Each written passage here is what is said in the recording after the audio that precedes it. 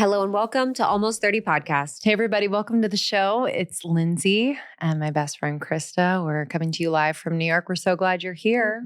I'm really excited for you guys to hear this conversation. It was such a dream conversation for me to have Dr. Rangan Chatterjee on the show. I love his YouTube. I love his interviews. I just think he's such a stand-up person, and really to have him come on the show, be so present, so attuned, be an amazing listener, amazing guest, an amazing human. We got to hang out after. It was just so great. So I'm really excited for people to listen to this episode. I think they're going to find so much value from it. Yeah, I think, one of the foundational parts of Almost 30 was health and wellness. So when we get back to these conversations that are really touching on the cornerstones of why we feel good, I think it's really important, especially at this time of year when we're kind of kicking off the year, getting into good habits again. Yeah. So the book he has out right now is Make Change That Lasts, which is incredible. I have it on my bedside. And what I really like about it, what I've noticed as a trend in our space is that so often doctors are now moving more to the mindfulness, moving more to the spiritual, moving more to the worlds that we're sort of in personal growth and self-development, because we realize that we can't just fix ourselves by pulling one lever. You can't just change your diet. You can't just start working out. It's you can't start taking a drug. There's so many different things. So in his book, Make Change That Lasts, we actually talk about the ways that you can support yourself in making everlasting change or making change in general, and why people can't stick to things. The lens that I always go at this, and we talked about this a little bit on the show, was through parts work. So through internal family systems, you can really look at the part of you that sabotages your goals, the part of you that keeps you small, the part of you that fears your expansion, your bigness, the part of you that uses these bad habits as a self-soothing mechanism. And then you can go at it that way. But there's such a really beautiful approach in this book on helping you to make change that lasts. Yeah, it's actually a question that I quietly kind of reflect on myself all the time, because I'm why? What would be a change you want to make that last? Why didn't I stick with that thing? What thing?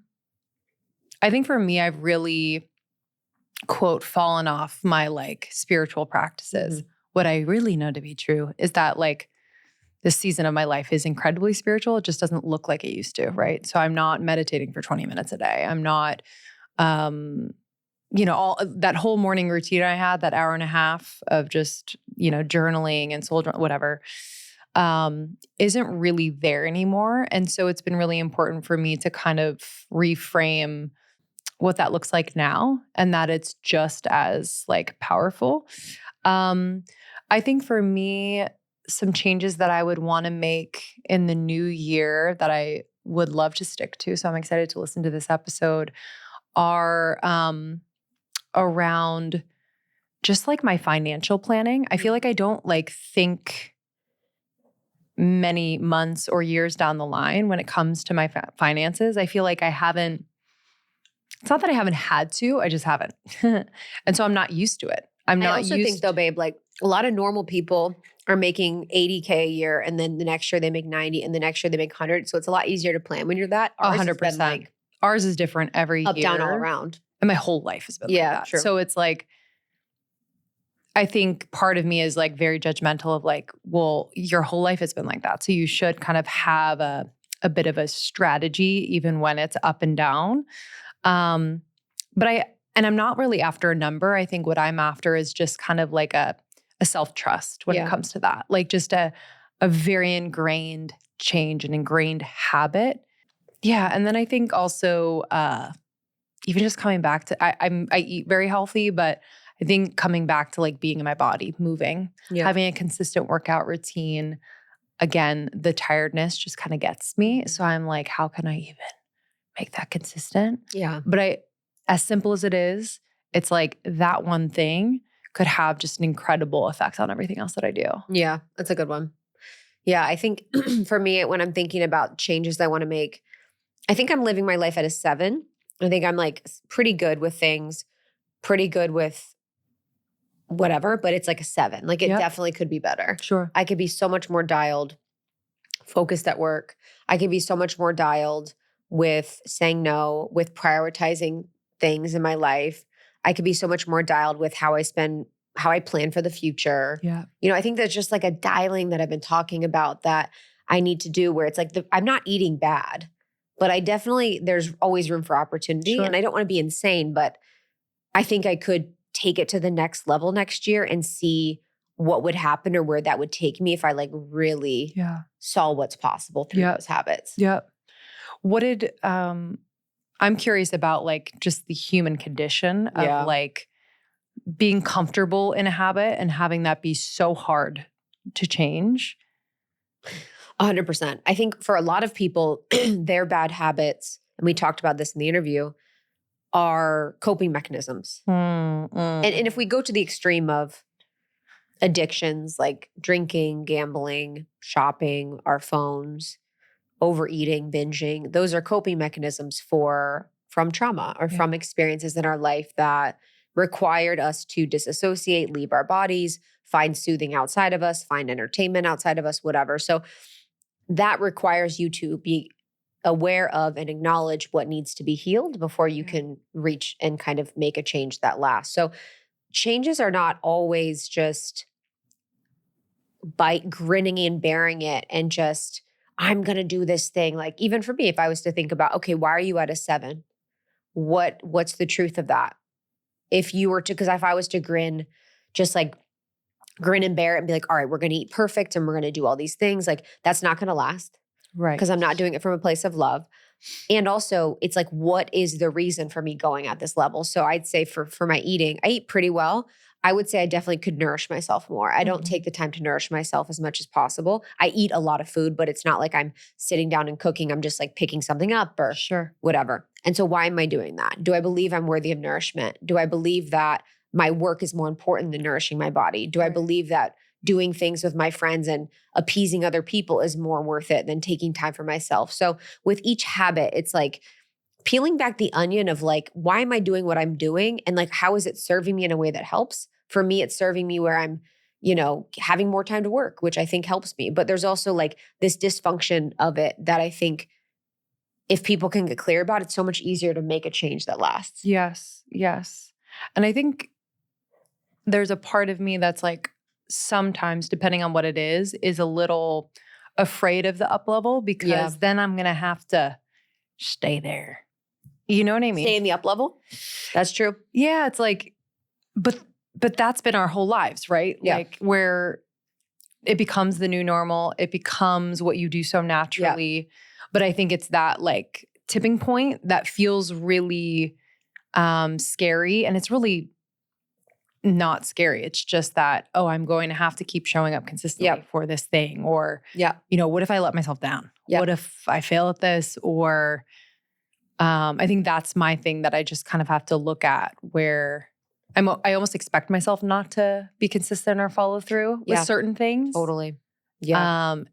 And I think with this type of thing, I'm excited to kind of prove myself wrong. Mm-hmm. Like this last year with like, I feel like with motherhood, I'm like, whoa, I can handle so much. Yes. So how can I apply that to like these very singular goals and or habits that I want to change? Yeah, it's like if you can be a mom of a kid in a way that's like loving and patient, like you can do these other things. Yes. But I think too, it's like when we get afraid of maintaining the up level, that type of thought, and I've had that is, and I'm thinking about myself too, not just you, is if we're doing it from strong arming it rather than becoming, you know what I mean? The person that does the meditation or you know what I mean? Disciplined. And that's the thing I think about. I've been thinking about this with people wanting to change their habits or glow up or do all these things. It's like, when I lost weight or changed my body in the last 2 years or whatever, it's like I changed everything about my life. Yeah. It was not just diet. It was not just exercise. Like I talk to myself different. I like rest different. I'm in different relationships. Yeah. I'm in a different reality. And so I think when people think about changes, it doesn't always happen in a vacuum. And I think we touched on that in the interview, but it's expounded upon more in the book. But it's like you become someone different when you're doing different habits. So you have to be okay with that change of who you are. Yes. Yes. Yeah. That's profound. So this is, you guys, and we had such a moment after, like, he just said so many kind things about our podcast and about just because you weren't there, me as an interviewer in that conversation. And to be seen and heard by someone like that who's, a best-selling author. He's huge in the UK, also huge in the States. His podcast has over 240 million downloads. He's just so well respected. He was on the show BBC's Doctor in the House, which we talked about, which was game changing for so many people. Someone that's well respected, amazing, kind, deep man was just great. So this is so powerful. The way he speaks as a communicator is something I really look up to. So you guys are gonna be able to understand everything and apply it. And you'll be able to get the book, Make Change That Lasts, 9 Simple Ways to Break Free from the Habits That Hold You Back, which is out right now. So, so good. Thank you, Dr. Rangan Chatterjee. We appreciate you. Thank you all for listening. If you're new to the pod, welcome. We have a whole world for you to dig into. You can follow us on Instagram and TikTok at Almost 30 Podcast. We're also on YouTube. Yeah. So we're on video. You can check that out on YouTube, Almost 30 Podcast. We have our book coming out next year, which we are so excited about, so proud of. We know this is going to be a guide for those of you moving through your 20s to your 30s, and also those of you moving through any change, any transition. We have poured our hearts into this, our own stories, wisdom from the podcast, science and research is thick. It's so good. I was just kind of perusing through it when we were sitting here. I was like, wow, I forgot we wrote that. That was profound. It's kind of crazy. Thank you so much, Rangan. You are the best. Find him on YouTube. I love his podcast so much. I just find him to be so incredible and warm. If you want a daily dose of Almost 30 or inspiration for your every single day, we have Morning Microdose, which is a daily dose of Almost 30. It's our inspiration channel. It has no ads. It's between 5 and 10 minutes, available for you now. And thank you for sending this to a friend for inspiration, for insight, and to just get excited about a new year. We love you so much. Love you guys. We'll see you on the next one. We'll see you soon. Bye. Bye. Getting right with my money and my finances is more than just about the money and finances. It's honestly a deep spiritual practice and lesson in my life. And I fully, fully believe in leveraging tools to help me do that.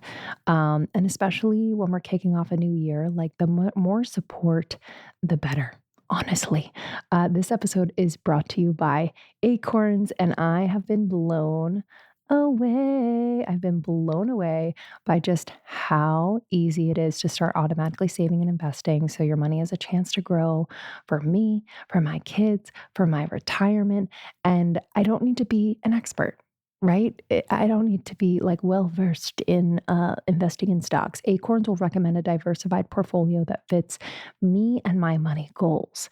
And also, you don't need to be quote unquote rich, right? Or Acorns lets you invest with the spare money you've got right now. You can start with $5, honestly, or even just your spare change, truly. And I love that it's easy. Doesn't take a ton of time. I don't have a ton of time. You can start investing in just 5 minutes. So I started this about a month ago, and I have seen a return on my investment. I'm like blown away, and I really have had to do such a light lift. The app is so easy to use, and I just trust. I trust how they're investing. So I'm very excited for you to kick off the new year, really taking ownership and responsibility and reclaiming your power when it comes to your finances. And Acorns can help you do that. Head to acorns.com/almost30 or download the Acorns app to start saving and investing for your future today. That's acorns.com/almost30 or download the Acorns app to start saving and investing for your future today. Paid non-client endorsement compensation provides incentive to positively promote Acorns. Tier 1 compensation provided. Investing involves risk. Acorns Advisors, LLC, an SEC-registered investment advisor. View important disclosures at acorns.com/almost30. Just coming out of the holidays. Happy New Year, everybody. And I am determined to get better, deeper, longer sleep. And one of the ways I'm doing that is by using Beam's Dream Powder. You've seen me talk about this ad nauseum on Instagram, and for good reason. I am a new mom, and my sleep has been disrupted. But when I do have the opportunity to sleep, sometimes it's been hard to really get deep sleep. I don't know. I've just changed. However, Beam's Dream Powder, which is a science-backed health nighttime blend for sleep, is clinically shown to improve your sleep and have you waking up refreshed. So why? What is in this? I was curious too. I was like, why is this working so well? It's an all natural blend of reishi, magnesium, L-theanine, apigenin, and melatonin. This helps you fall asleep, stay asleep, and wake up feeling refreshed. It is a perfect combination, and better yet, it tastes phenomenal. So, my little beverage recipe, I would love to recommend to you all. Use your preference for milk. So, I love whole milk. I'll add a scoop of Beam's Dream Powder, and then I will add a little collagen just to add some protein. You know, your girl. So, their cinnamon cocoa is my go to. Tastes just like an incredible hot chocolate. But they also have an insane amount of flavors that I think you will love as well. Brownie batter, chocolate peanut butter, sea salt, caramel, pumpkin spice, white chocolate peppermint, vanilla chai, blueberry crumble, peppermint bark. Come on. Um, so many. And this is a really incredible brand that you can trust. I adore them. I know the founders. I actually went to college with one of the founders. I love their story, their integrity, and their commitment to creating products that have the highest quality ingredients and products that actually work. Actually work, y'all. So take my word for it. Beam's Dream Powder is it for deep, restful sleep. Okay, so reconnect with yourself and refresh your routine in the new year by trying Beam's best-selling Dream Powder. Yeah, baby. Get up to 40% off for a limited time when you go to shopbeam.com/almost30 and use the code almost30 at checkout. That's shopbeam.com/almost30 and use the code almost30 for up to 40% off. Enjoy. So what have you changed in the past 3 years of choosing to live your life more than to work? Many things I've done, and there's loads of journaling questions that I can share, which hopefully will help your audience. Every summer we go on a 4-week adventure around the world somewhere.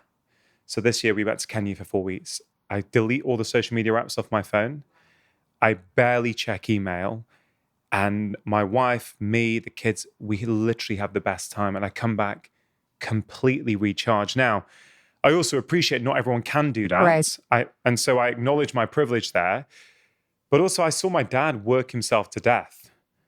And he maybe as an immigrant to the UK felt he had to do that. And maybe he did have to do that. But because of what mum and dad did for me, I don't have to do that. So for me, the tragedy would be if I replicate that and continue when I don't need to. So it is the best. Yeah. And that's like making the unconscious conscious. You're like, Yeah. what am I doing here?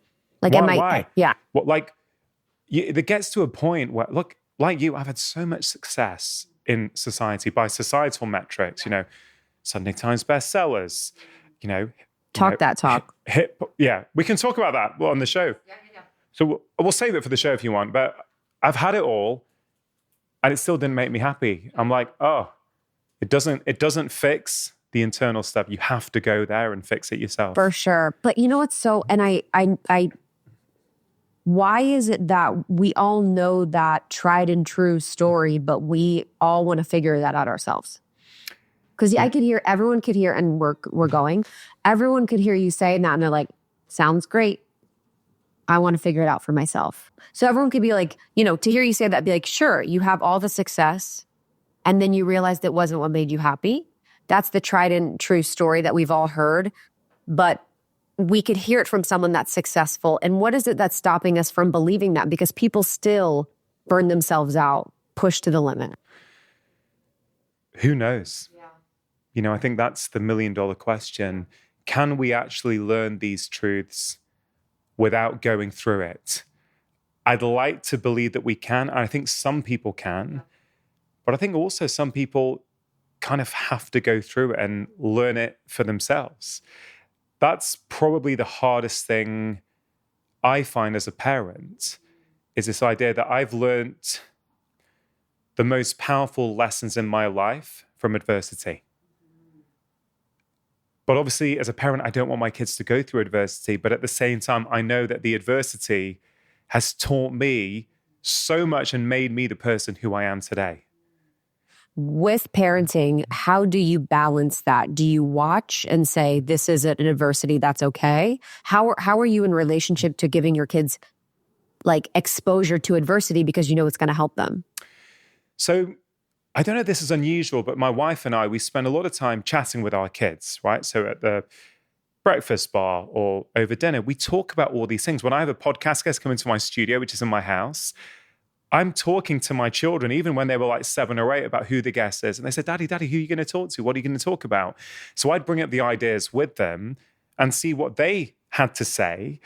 And often they'd come up with really smart insights that I'd be like, oh, darling, that's awesome. I'm going to ask the guest that question. Thank you. Because it's through a child's eyes and they see things differently. But I'll give you a practical example. A couple of weeks ago, my kids, after the summer break, they were chatting at home. My daughter was just about to start high school. So, big school, basically. And my son has been there for a few years. And they were talking about class sizes and, who's going to be in whose class this year. And I think it was my son saying, I hope in these classes I'm with my friends. And I've realized that there's always there's upsides and downsides to everything in life, right? So what I said to them is, okay, you want to be in a class with your friends. Okay, I understand that. I would be if I was your age. But if you're not, what's the opportunity? What can you now learn and experience that you would not have been able to had you been in a class with your friends? And my daughter said, well, and she's only 11. She's like, Daddy, well, I guess if I'm not in a class with my friends, I've got a chance to make new friends. And maybe I'll make some friends with people that I wouldn't have started chatting to if my friends were there. Now, I know that's a small thing, but for me as a parent, I want to teach my children how to think, right? Because I think how you think, what are your beliefs about the world, that determines so many of your behaviors. And I learned a lot of these truths in my 40s, not as a kid. So as a parent, I'm trying to impart this wisdom with my children at a young age, and I don't give them the answers. So I ask them the question because I want them to start thinking about it. Do you know what I mean? Yes. It's how to think, not what to think. Yeah. It's like, this is how you're going to be doing this process. I mean, when you were talking, I was like reparenting myself. I'm like, that would be my fantasy for my parents to come in, asking me curious questions, treating me like an adult, like kind of guiding you through lovingly, but allowing you to be in your own process.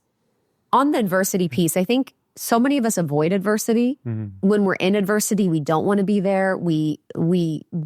It's like something we want to escape or comfort ourselves through or soothe ourselves through. How can we have a better relationship with adversity when we're actually in it, knowing that it's going to serve us in the end? I think, first of all, you have to acknowledge, you have to listen to conversations like this and go, okay, adversity is not all bad. We can't beat ourselves up, right? Because, of course, we're not naturally going to want adversity, right? We're wired for comfort as humans. We want our lives to be easy. That's what's led to these, this kind of evolution of humanity. It's our desire to make our lives more and more comfortable. But adversity is part of the human experience. It is going to happen. In fact, in Make Change at Last, I have a chapter called Expect Adversity. If you expect adversity, if you know it's coming, you're not surprised when it comes. So I think even it could, your audience love to journal, right? So even having a few thoughts each morning about adversity, what am I going to do next time I come across a challenge? I always encourage people to say, well, what is the upside of that challenge? Like I said with my kids, there's always an upside. Even if you don't get a job. I had this with a patient once. They then 3 months later got a job that was much better. They never would have gone for that job had they got the first job. So you have to trust a little bit that the universe, and this is spiritual, right? And I'm a medical doctor, but the more I've lived life as a doctor, but also as a human being, I've realized that you can make a choice in life. And it's a choice. You don't have to believe this, but your life will be better if you do believe it. And it's this. Life is happening for me, not to me. Now, someone can push back and go, yeah, prove it. Hey, I can't prove it to you. I can't give you a scientific study that tells you that that's the case. I would encourage people to experiment. Try for 4 weeks living like that. Every single instant in life, even when it hasn't gone the way you wanted, ask yourself, what can I learn here? What's the opportunity here? And it's a skill. And you can get good at that skill. You can change how you interact with the world. And when you do, you will naturally find that you make positive changes. I promise, I've seen it with my patients and I've experienced it myself. How can we expect adversity but not have negativity bias? So, negativity bias would be like, I'm always expecting the worst. What would be expecting the difference between the two? It's a great point. So we do have a negativity bias as humans, okay? We can't fight against that. It's who we are. It's what's kept us alive. I'm sure your audience are familiar, but in essence, we had to know whether that noise in the bushes was the wind or a predator, okay? And we were rewarded to overreact. If it was the wind and we thought it was a predator, it doesn't matter. We've taken aversive action, right? We live. If we've gone the other way, if it was a predator and we thought it was the wind, well, we could die, right? So the negativity bias is there. And that's why I think people have to be so careful with what they consume these days, right? What you put inside your mind is as important as what you put inside your mouth. But people still don't get that. We go online, we feed our brains with negativity, and it's hardwired to focus on that negativity. In fact, psychologists tell us that for every 1 bit of positive information that comes into our brain, we're exposed to 9 bits of negative information. And that's why gratitude is so wonderful. That's why a daily practice of gratitude, I would argue, will change your life, because you get good at what you practice if you start each day and end each day, even if it's just one thing I'm grateful for. Yes, we know the scientific evidence. Practices of gratitude can help lower anxiety, can help lower depression, can help you become healthier, happier. There was even one study where people wrote a gratitude letter for 5 days. 3 months later, they were happier. 3 months later, right? So gratitude is a very, very powerful practice. And I think if people, it's easy to hear this stuff. We hear it on podcasts. We see it on Instagram, yet we don't do it. And I start each day with 3 questions. The first question I ask myself every morning as part of my morning routine is, what is one thing I deeply appreciate about my life? And the more you do it, the more you start to see good throughout your day. So going back to your question, how do we not expect adversity and then become really, really negative? It's a balance, like most things. You have to practice gratitude to know that there is good in your life. If someone's listening to this and they're super stressed out, okay, they feel they've got too much on their plate, which happens to all of us at some point, just start with gratitude. Don't worry about how you deal with adversity yet. Just start with, let me start focusing on the positives in my life. Everyone's life, no matter how bad they feel it is, there is something good there.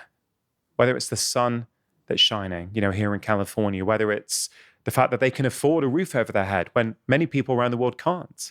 Like, focusing on this stuff is important. But then when adversity does happen, it's about not reacting too much in the moment. It's about being able to take a step back and go, okay, this has happened.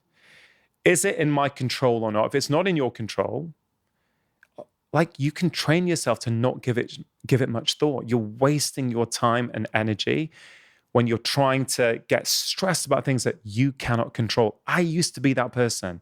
It would stress me out, but I've trained myself out of it. And everyone can. They honestly can. They just need to practice. How can we do that? How can we do that? I was going to go, there's other questions I want to ask, but I don't want to leave people wondering how we can do that, how we can train ourselves out of that. Yeah, the way we train ourselves out of that is with what I consider to be the most important practice that we can do each day for our health and happiness. And whilst everyone's lives are different, and whilst we all have different preferences and there are different things that we need to move the needle in our lives, I don't believe that there's anything more important in 2024 and 2025 than a daily practice of solitude. Solitude is time for yourself. It's time where you shut out the external noise.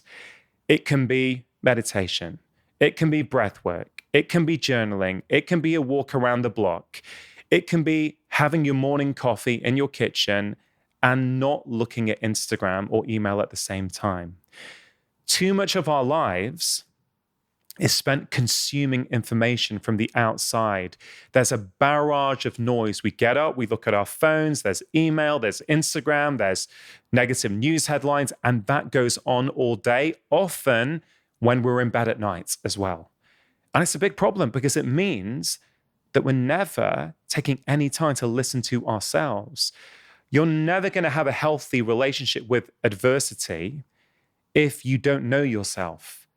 Chapter 1 of this book is called Trust Yourself. And the central case in that book is if you want to make changes that last in your life, and I believe we all do, the number one step is to start listening to your body. And half the debates online these days around health, in my view, are pointless. I'll give you an example. These diet wars that exist online, you've seen them, right? Oh, what do you mean? I've participated, I've championed, I've been a part of, I've been consumed by, yes. We all have. Of course. Because it's there. I think I was addicted to the confusion that it caused me. Yeah. Like I enjoyed that it made me confused, where I was like, oh yeah, this is working, but then this, and I was just, and it was wasting my time as well. Being confused and being addicted to the confusion leads to procrastination. And in some ways, it's a really nice way of us not having to take action. Oh, the experts haven't decided yet. They don't know. I don't need to change. I can keep having my ice cream every night. You know, we don't know if it's fat or carbs or sugar. I'm going to do nothing. And the problem is that we all know intuitively, I believe, when we're on the right diet for us. And I'm saying this as one of these so-called experts, right? I have been a medical doctor for 23 years. I've seen tens of thousands of patients. And I can still say, I don't know, for your listeners, the perfect diet for them. What I do know is what the right diet is for me. And what I also know are the principles of a healthy diet, okay?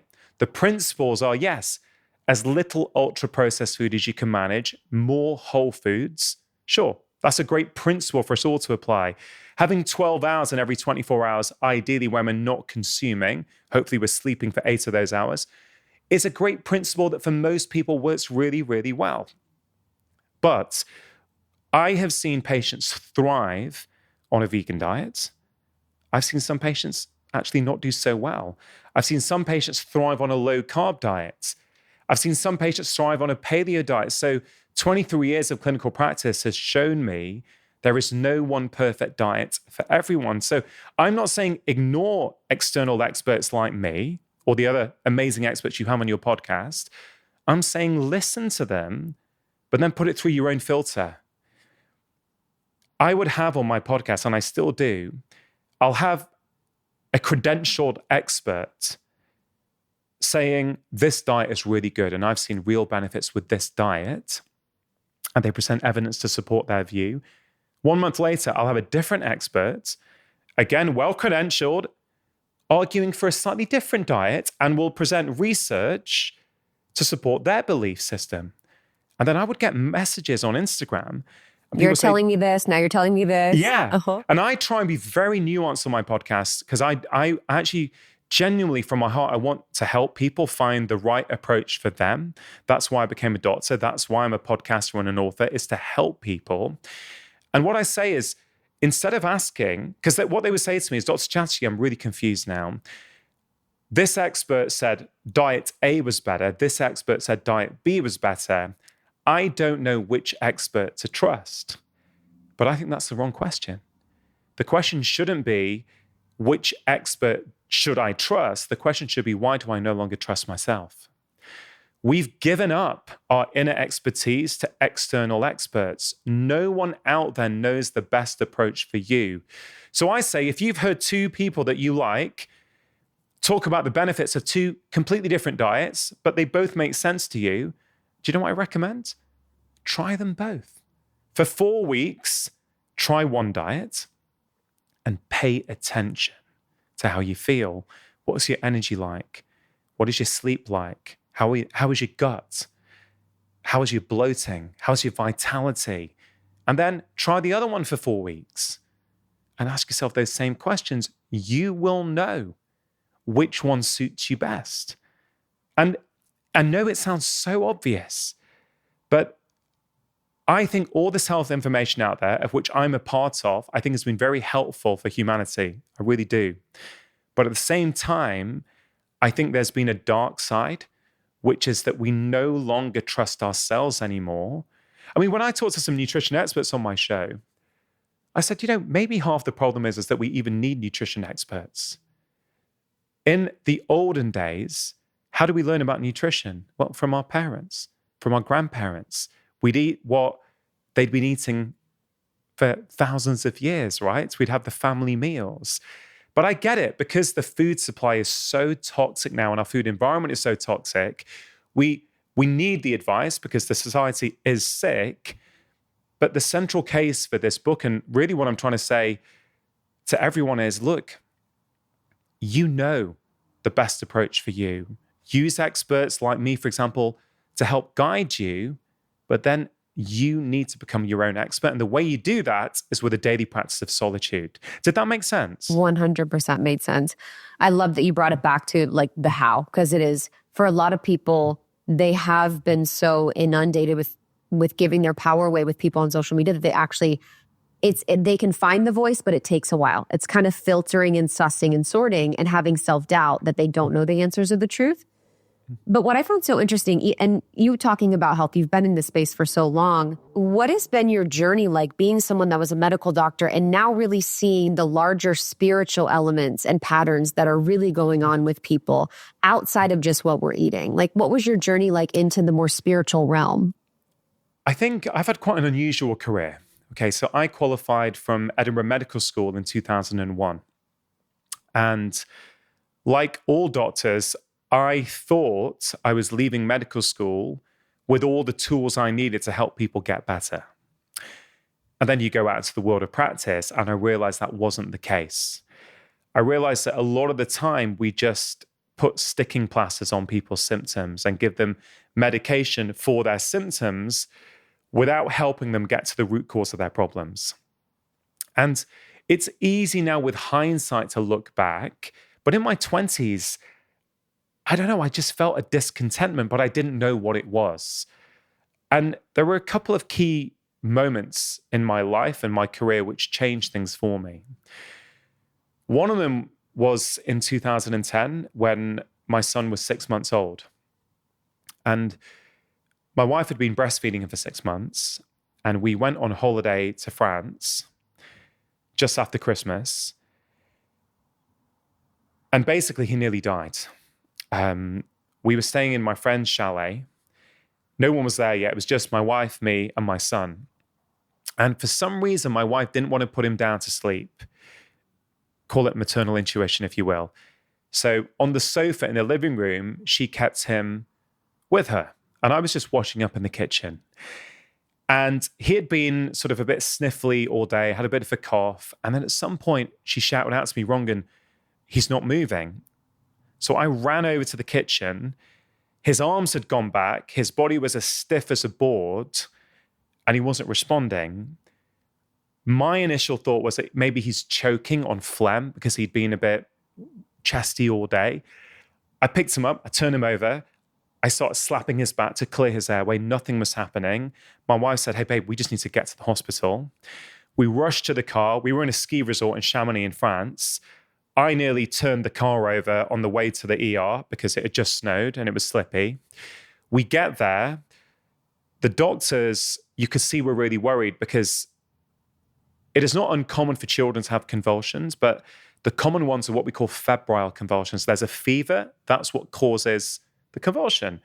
And we know as doctors, it's probably due to an infection. Treat the infection, bring the fever down, everything gets back to normal. My son didn't have a fever. So you could see that they were worried. So they do what they need to do, shove needles in his neck, put lines in. He's just my 6-month-old little baby. Then they blue light him in an ambulance down the mountain to a bigger hospital. My wife goes with him. I follow in the hire car. And essentially, we weren't sure he was going to make it through that night. What it turned out to be was that he had a very low level of calcium in his blood, which is why he had a convulsion. And that was secondary to something called a vitamin D deficiency, which you're probably aware of. So his vitamin D was really, really low. That caused his calcium to go dangerously low. And that's why he had his convulsion. Now, here's the reality of what happened. Modern medicine saved his life. But that was it. They give him calcium, they give him vitamin D. It's like, okay, you can go now. Meanwhile, I'm thinking, well, wait, hold on, wait a minute. What is the impact on him having not had these nutrients in his body for a period of time? Could this be why he had a bit of eczema or he had an allergy, for example? There's a lot more to this story because I kind of wanted him treated with vitamin D a month before and his doctor said no. Let's not go there today. Mm-hmm. We won't name names. But in essence, I had perfectionist tendencies because I've worked on it. I think many of us do have perfectionist tendencies. I used to be very hard on myself. And in that moment, I remember leaving that hospital in France with my baby boy and my wife. I felt so bad. I thought, I have let my son down.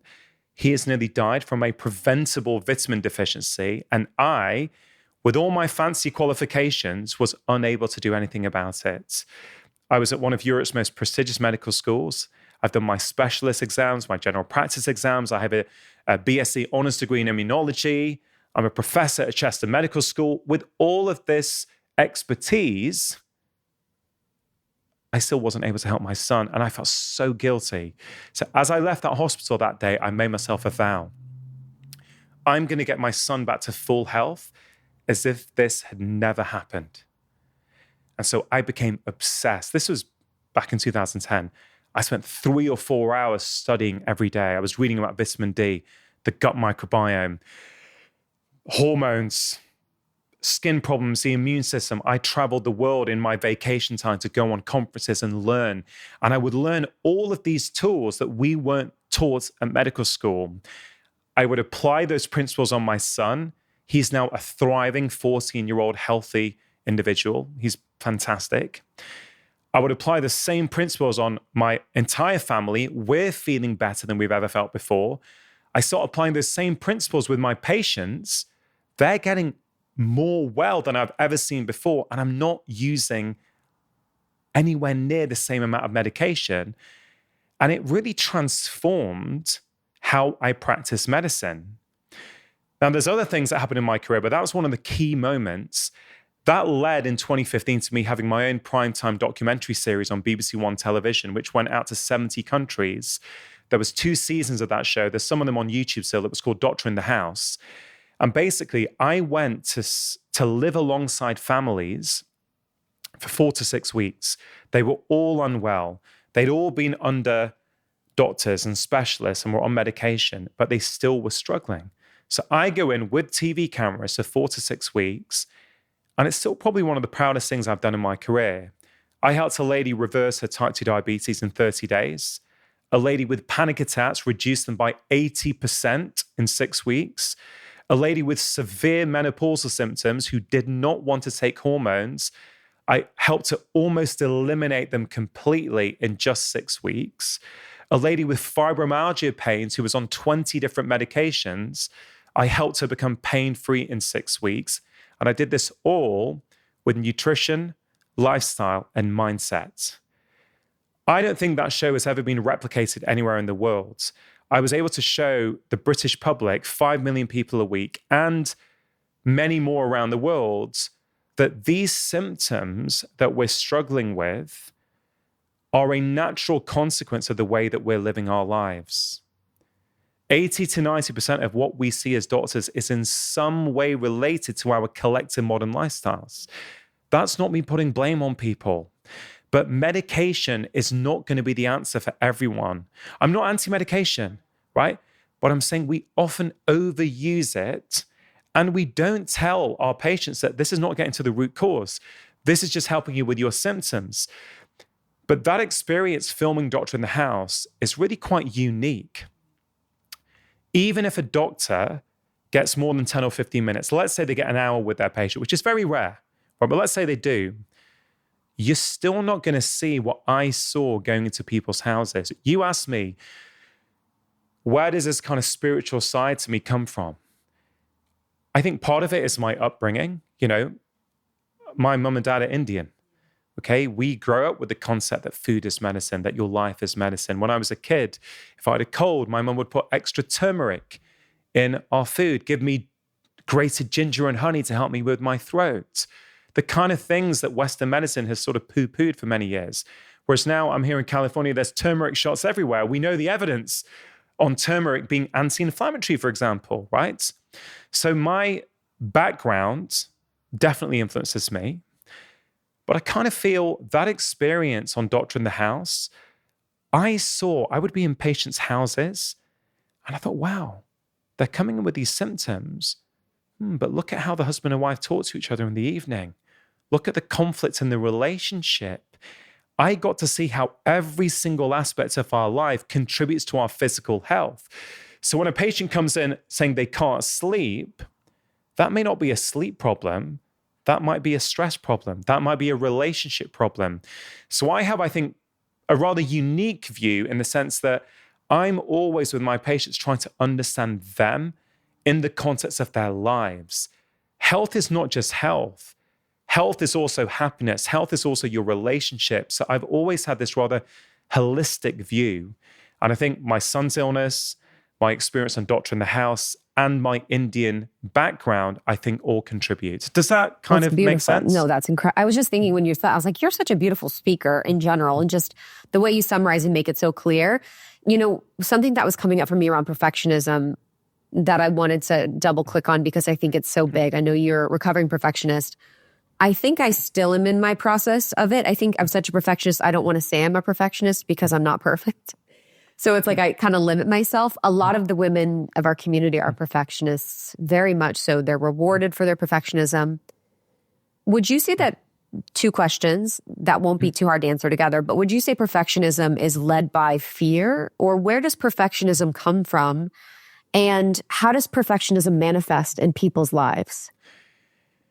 It's a great question. So we know that perfectionism is on the rise. Wow. How do we know that? From psychological research. Wow. Okay, so there's a really good study that's been tracking this, and it has shown very clearly that since 1980, this has been going up. What do you think that is? Why? Well, why that study surprised me is because my gut reaction would have been, oh, it's social media. And social media has definitely played a role, but it started before social media. It's modern culture. Right, chapter 2 in Make Change at Last is called Give Up Your Heroes, right? And the idea in that chapter, it's all about perfectionism, that chapter basically. And this idea that we're surrounded by these fictional ideas of what we think is possible. So as I very openly share at the start of chapter 2, I don't know if you can even admit these. I didn't know that. I didn't expect that coming. When you told me that, I was like, I didn't expect this. But yeah, basically, when I was a kid, growing up in the northwest of England, I used to have a life-size flag of John Bon Jovi on my wall. I literally wanted to be John Bon Jovi. I thought, if I'm John Bon Jovi, my life will be perfect. He's good looking. He's a great singer. He plays to full stadiums. Like, people want to be around him. You know, as an insecure 14-year-old, I was like, that sounds amazing, right? I became the biggest Bon Jovi fan in the world, saw them an incredible amount of times live. But the reason I share that story is because many of us have got our own version of that. But our heroes are not real. They really aren't. And I really want to explain what I mean by that. As I become an adult and a parent and a lot more in tune with myself, I've realized that, I don't think I really wanted to be John Bon Jovi. you look at the best part of his life, or what you think is the best part of his life, and then you go, yeah, well, what's the downside here? Oh, what must it have been like for him to be away from his wife and kids for 300 nights a year? What has that done to his relationships, for example? What was it like to sleep on a sweaty tour bus every single night? It all sounds great, but I'm like, I'm not sure I'd like that. I just love being at home with my wife and kids, right? Even, being in a hotel for more than a few days, I'm like, I want to be back home. Doesn't matter how nice the hotel is. So the point is that a lot of us, we have these fictional ideas, but the case I make in that chapter is that our heroes are not who we think they are, and they're probably not even who we want to be. It's not realistic. They don't exist. Taylor Swift, in very real terms, doesn't exist. What do I mean by that? This is nothing anti-Taylor Swift at all. It's like, you better be careful. Right? It really isn't. We don't know Taylor Swift. What we know is what we are fed about her life. She is a powerful international brand, okay? We get shown what the brand wants us to see. I'm not having a go at her for that. I get it. It's a business. But we don't know. What is she like as a friend? What is she like as a girlfriend? What is she going to be like as a mum? We don't know these things. And I think one of the reasons is that we have all these images around us of what we think our lives could be. And our lives always feel inferior compared to those lives. So I think that's part of the problem. And I think honestly, social media does make it worse, because there's a phenomenon that's called perfectionist presentation, whereby this idea is basically that people present the best of their lives online. Now, we could criticize people or go, no, I do that as well. Like, I don't show you my dirty washing. I show you the best part of my lives. I don't think that's a human failing. The failing is that if you're going on Instagram and you're scrolling and you're seeing this barrage of what you think are perfect lives. Oh, my friend's in Bali watching a sunrise. Oh, my friend's being interviewed by that incredible person. Oh, this friend's like, she's got a day off in the week and is having a nice lunch. Even if you know that this is not real, with your conscious mind, your subconscious constantly picks up this idea, I'm inferior. I'm not enough. Everyone's got a better life than me. And that then drives us to perfectionism and never feeling like we're enough. Now, you mentioned the negativity bias before. Let's weave this back into the negativity bias. One of the problems today is our over busyness, right? And I think the reason we're overly busy, and there's a chapter on this in the book as well, is I think that we're overly reliant on feeling important. Right? We all want to feel of value to the world around us. But what's different with humanity today compared to the past is that many of us no longer live in our communities. Many people have moved away for better job opportunities or life opportunities. And so maybe we're not near our parents or our friends, right? So we don't have that sense of value. So the way we get that sense of we are important to the people around us is by overworking. And so we need to break that reliance on feeling important, right? It's important that we feel of value, but there's other ways to do it. So perfectionism, busyness, these are massively prevalent issues that are causing us to have a lot of struggle in our lives. And one of the ideas I'm really passionate about, which is kind of why I wrote this book, is this idea that the reason we can't change our behaviors in the long term, or many of us can't, is because we're too focused on the behavior rather than the root cause of the behavior. Right. Yeah. Right. It's a key point. Example. I'll give you an example. Okay. Yep. So we have to understand scrolling on social media. Okay. Right. So the thing to understand is that all behaviors in our life serve a role. Too often we try and change the behavior without understanding the role it plays in our life. Okay, so someone listening to this might go, I spend too much time on Instagram in the evening, okay? Fine, many of us do. And they may keep hearing about it in podcasts, but then go, yeah, but I know it's not helping me. and it's feeding my perfectionist tendencies, but I can't stop. Now, there's many reasons. Yes, the platforms are addictive, for sure.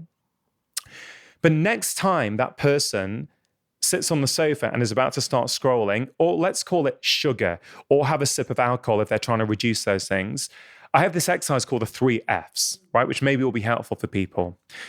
Before you're about to engage in a behavior you don't want to engage in, or you're trying to cut back on, just take a pause and ask yourself the first F, feel. What am I feeling here? Oh, yeah, I just fancy looking at Instagram. Okay, great. I just fancy a bit of sugar. Let's say it is sugar, for example, because I think that's a really relatable example. Am I physically hungry or am I emotionally hungry? Like maybe I had a full meal an hour ago. I'm not actually physically hungry, but I'm a bit stressed. I've had a row with my partner. I was on Zoom calls all day and I've had no time to myself. This is a treat for me. Hey, no problem.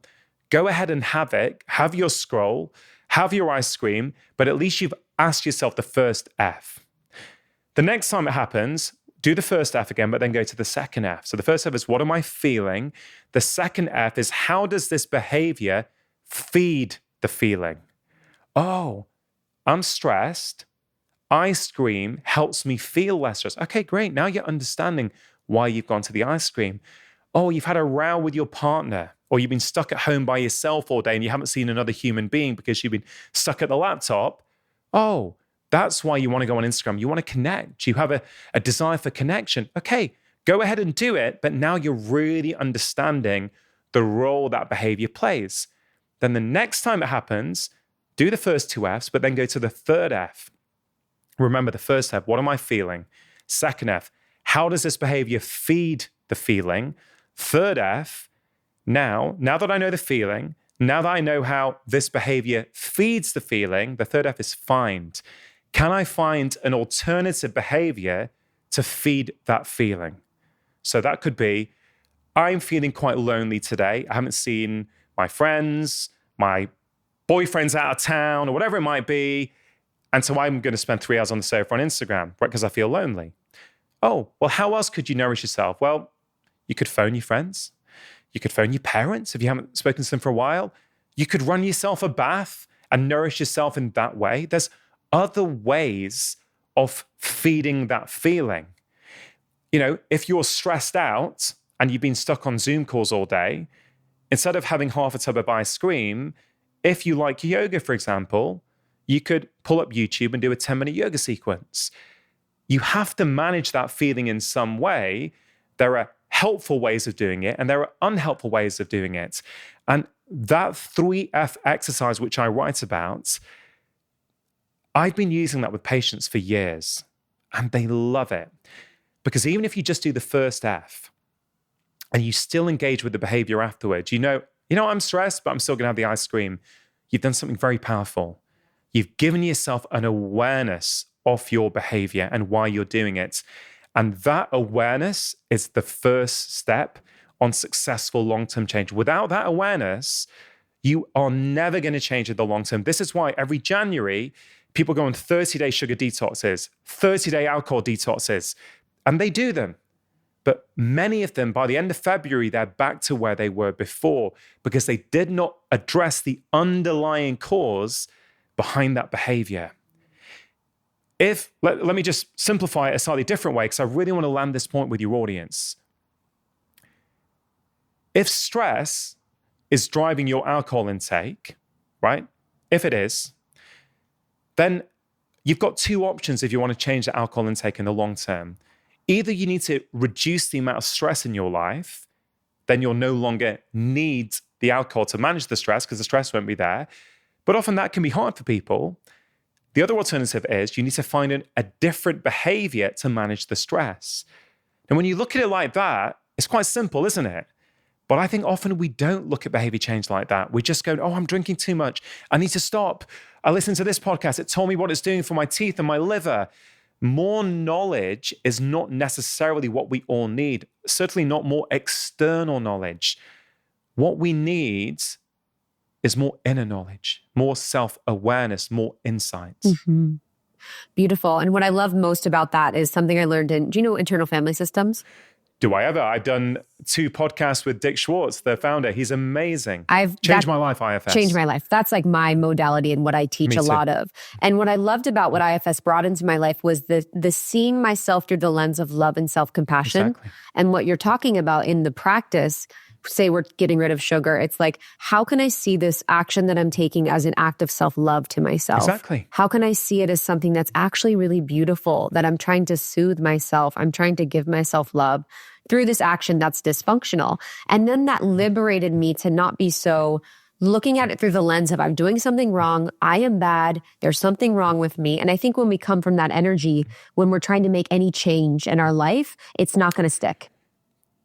What I figured out over the last few years is it's the energy behind the behavior 100%. that's the most important thing, right? It's not the behavior.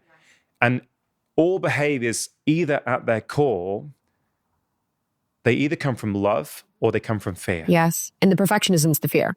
Yeah. Going back to that question you asked me, perfectionism is totally fear-based. Because I even heard you with your son, you're like, I'm going to study for 4 hours. I'm going to learn 100%. everything. I was like, I saw your fear body be like, that is never going to happen again. That I was. And actually, I'll tell you the negative consequences of that, because as I said before, everything's got an upside and everything's got a downside. Okay, we could say that the upside of that kind of mindset, although I would even challenge what I'm about to say, but you could argue that the upside is that it forced me to start studying hard, right? And learn new things that allowed me to improve his health and improve my health and improve the lives of many more now through my public sort of platforms, right? But the cost of feeling like that was he had a guilty father for the first few years of his life, right? He didn't need a guilty father, right? And that would have had an impact on our relationship. Now, to be really clear, I'm very close with my children. I have a wonderful relationship with them. I spend lots of quality time with them. But a few years in, I realized, Rangan, you need to let go of this guilt. It wasn't your fault that this happened. He doesn't need a dad consumed with guilt, constantly trying to correct things for him. And I've learned to let go of that guilt. Yes, internal family systems really helped me with that, but many other things also helped me with that. And would you mind if I share some journaling questions with your audience? Because we're talking about a lot of quite different concepts, but they're all sort of related. At their core, I think what this conversation is about is how do we develop self-awareness? How do we develop insight? How do we learn to trust ourselves? And there's many ways in which we can do it. I mentioned a daily practice of solitude, but to make it really practical, I have 3 questions that I ask myself every morning and every evening, and they literally take minutes to do, but I think they help develop a real deeper understanding of yourself, okay? So I've already mentioned one of them. I wake up each morning, I have a little morning routine. I finish off the routine with journaling. So I'm sitting there in my kitchen with a cup of coffee with my journal, and I go through these 3 questions. What is one thing I deeply appreciate about my life, okay? That helps me in a world where there is a lot of negativity. It helps me focus on the positives. Then I go to probably my favorite question. What is the most important thing I have to do today? Now, why I think that question is so powerful, and if your audience take nothing else from this conversation but doing that one question, I can almost guarantee it will change their experience of life. In a world where we always feel that there's other things to do, there's plenty that we haven't done. Our to-do lists are never done. Let's say you complete your emails today, right now, and then you take a break for 10 minutes to make a cup of coffee. In those 10 minutes, you could have got another 20 emails. There's nothing you can do about that, right? Anyone who's got your email address can send you an email at any time of the day from anywhere in the world. Which is rude. Yeah. So you have to take control of what the most important thing in your day is. Now, when people start off with this question, they always go, well, there's too many important things. There's multiple things that are important. There's my work stuff. There's my family stuff. Okay, let me break it down. Did you know that when the word priority came into the English language in the 1500s, that it was a singular word? Priorities did not exist. The word was a priority. But now we have multiple priorities. But the problem is if everything in your life feels equally important, it means nothing really is, where you have to be able to prioritize. So if people are struggling with this, I say, okay, at first, maybe say, what's the most important work thing? And what's the most important personal life thing? But over time, you realize there is ever only one thing. I need to give an example. Let's say I would last love an week, example, yeah. how would I answer this? So on Monday last week, it was a work deadline that I had to finish an article. So in the morning, I put down the most important thing I have to do today is finish this article for work. That doesn't mean my relationship with my wife wasn't important that day or my relationship with my kids. It's just I chose to focus that day on that thing.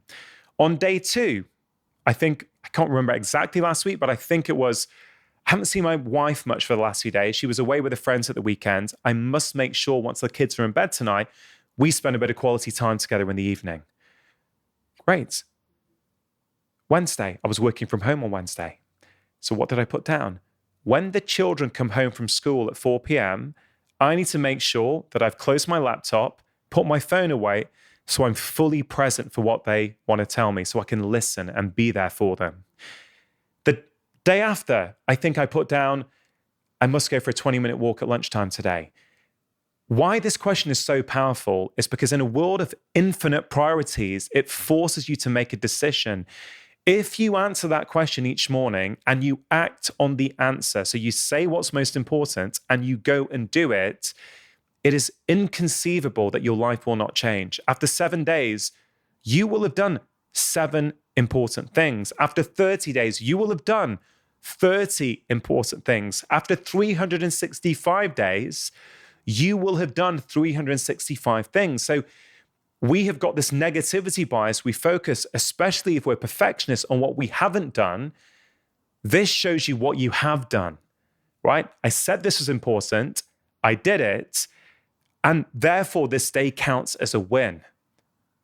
I think it's really important. I love how with what you were saying of the examples, they both were career focused, but in family focused. Yeah. It was both like work and then also the true priority of family and your relationships. So it's like equally balanced. And what I loved about the ones you said about your kids, finishing, closing the laptop at 4, that's the number one priority, but it also creates priorities for the day that are kind of happening in your life. You're like, I need to get my work done by 4. Exactly. So it kind of structures the rest of things. When there's all this noise there, when I've got to do this, I've got to do that. I mean, people will know what I'm talking about. What do you mean? When you've got 10 things you have to do, you procrastinate, you're never sure what to start with.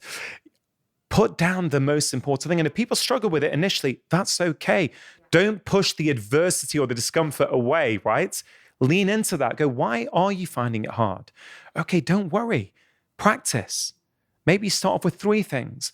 Over time, you'll be able to put one thing down, I promise you. And it helps your decision-making in every other aspect of your life.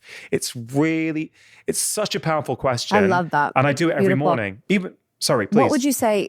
So I'm just kind of thinking, so for you and I that are self-led at this point, and I wasn't always self-led, it's easy for me to, not easy, but I could look at my priorities and be like, okay, what's the truth of my priority is family, relationships or my work at this time. What about people that are living their life in this moment where they're led by other people's priorities? So they would have my number one priority is my boss says I have to get this thing done or my husband wants me to do this or that. How can they become more self-led in priorities rather than having the world dictate what they should do? Hey, this question could even be more important when you're led by other people. Yes. Right? That's this isn't good just, one. It's even more important because, sure, there may be certain things in your life that you have no control over. You may be in a job you don't particularly like. Your boss may be asking you to do things that you don't want to do and you feel it's a bit unreasonable. Okay, this question is not going to change that. But that's an uncontrollable, right?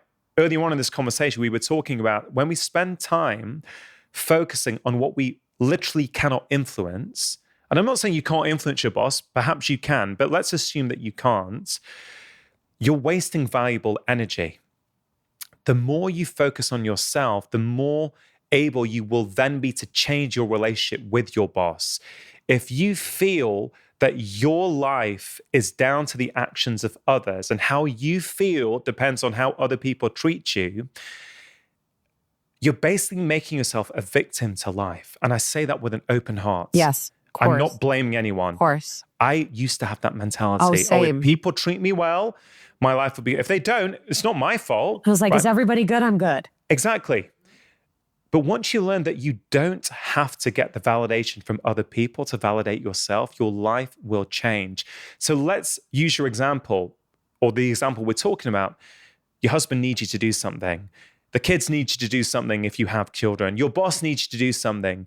Okay, still ask yourself, what's the most important thing you have to do today? And I would encourage you to focus on yourself, right? If those are things you're doing for other people, right? Fine, do them if you feel that you have to, and that's where your life is. But you can still put in your diary or your journal, it's really important I go for a walk today. It's really important that I do my yoga practice. It's really important that I phone my best friend who's just been diagnosed with cancer. Whatever it might be, it's those little things. When you do them consistently, they very, very quickly add up. I promise you, I've been doing this for years. In fact, it just reminds me of a patient I once had, okay? I think she was in her 40s, and she had the autoimmune disease Crohn's, okay? Crohn's is very common these days. And, it was really horrible for her, okay? She'd have stomach cramps. She'd have to go to the toilet like 20 times a day. It was socially embarrassing for her. It was just horrible. And this is before she saw me, she'd been seeing specialists. She'd been trying drugs. She was getting side effects. She didn't like it. And so she came to see me trying to have a more holistic approach. And we did several things. I helped her make some changes to her diet to see, does this make a difference? Often it can, not always. It was making a difference, okay? So she got a little bit of an improvement. But then everything plateaued. And I remember one appointment she came in to see me, and things had plateaued a little bit, and she was still struggling. And I said, what do you do for yourself? She's like, what do you mean? I said, well, what do you do? Like, it seems like you're doing things for other people all the time. So yeah, that's my life. I do stuff for my husband, for my children. I don't do anything for me. I said, okay, no problem. I think this chronic stress is contributing to your symptoms. Chronic stress contributes to everything, right? But for this patient, I said, your chronic stress is contributing to your symptoms. For the next 4 weeks before our next appointment, what I want you to do is for 15 minutes a day, I want you to do something for you. Not for your husband, not for your children, something that you want to do. Okay? She's like, do you think that will help? I said, listen, it's an experiment. I just want you to do it. Come back in 4 weeks and let's see where you're at. She came back in 4 weeks like a different person. She had a big smile on her face. Her symptoms had gone down significantly. They hadn't gone completely, but they were a lot more manageable. I said, what did you do? Well, she said, Dr. Chatterjee, I first started off, once I dropped my daughter at school, before coming home and doing the housework and doing whatever else I had to do, I went to the local park for a 15-minute walk, and I love it. And within a week, your conversation with me made me think about other things that I used to love to do. She said, I've always wanted to do salsa dancing, but I've never done it. And she signed up for a local class on Wednesday evenings, and she told her husband, darling, on Wednesday evenings, I'm going to this class. So she went out. I'm not kidding you, in 4 weeks, that changed her life. We don't understand, and there's research on this that I've written about.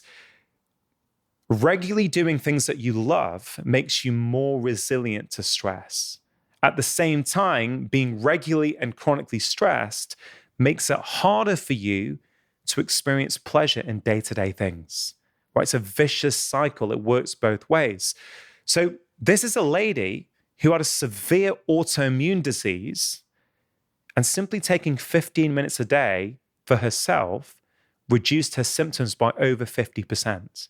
Now, that's powerful. Huge. Yeah? Huge. Changes her whole life. So I just want to encourage people, when they do feel their lives are out of control or they're busy and they don't have time for themselves, even 5 minutes a day of doing something for you, like listening to your favorite song with your headphones on and forgetting about the world, watching your favorite comedian on YouTube and having a laugh. Doesn't matter what it is, but I want people to think about passion as being as important as journaling or as important as vegetables or whatever it might be. Like, Everything in life doesn't need to be hard and stressful. Joy is also a very important part of health. Not sure if you've heard of this brand. I'm sure you have, but I was really blown away by their products. Apothecary is the leading health and wellness brand dedicated to harnessing the power of plant medicine to make everyday healing second nature. I recently spoke to their founder, Shizu Okusa, and we had the best conversation. I really freaking vibed with her. But the company is inspired by Shizu's Japanese heritage to bridge East and West, harnessing the intelligence of nature by creating clean, effective herbal remedies as a replacement for quick fix, often found at drugstore products. So, um, everything from low energy to stress to poor sleep. Uh, they offer solutions without the jitters or crashes or side effects. I know a lot of us are reaching for coffee or wine or sometimes worse things, but all of Apothecary's formulas are 100% natural, plant based, and free of harmful additives. They're vegan, gluten free, alcohol free, non GMO, and free of sugar. So you're really getting the pure plant power. They truly work. One of my favorites is Take the Edge Off. It's inspired by white wine to calm high stress and ease tension in a moment's notice. So I love to put this in water or in sparkling water, have as like a replacement of a cocktail. When I'm having people over, really, really nice. They also have rose tinted glasses, which is inspired by rosé wine. This boosts your mood, provides mental clarity, just eases that feeling of stress. I feel you. Sometimes in social situations, it can be stressful. One of their most popular tinctures is Blue Burn. It's a tincture for metabolic health and weight support that helps manage a healthy metabolism, reduce sugar cravings, and improve endurance and workout recovery. This was created by a clinical herbalist. These formulations are so thoughtful. They are clinically studied. And I'm really excited for you to try them.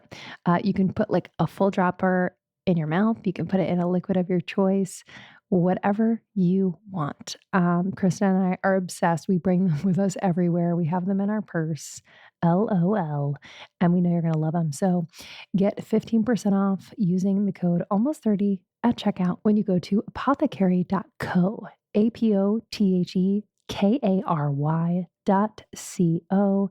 The code is almost30. You're going to get 15% off at checkout. This episode of Almost 30 is brought to you by Wild Grain.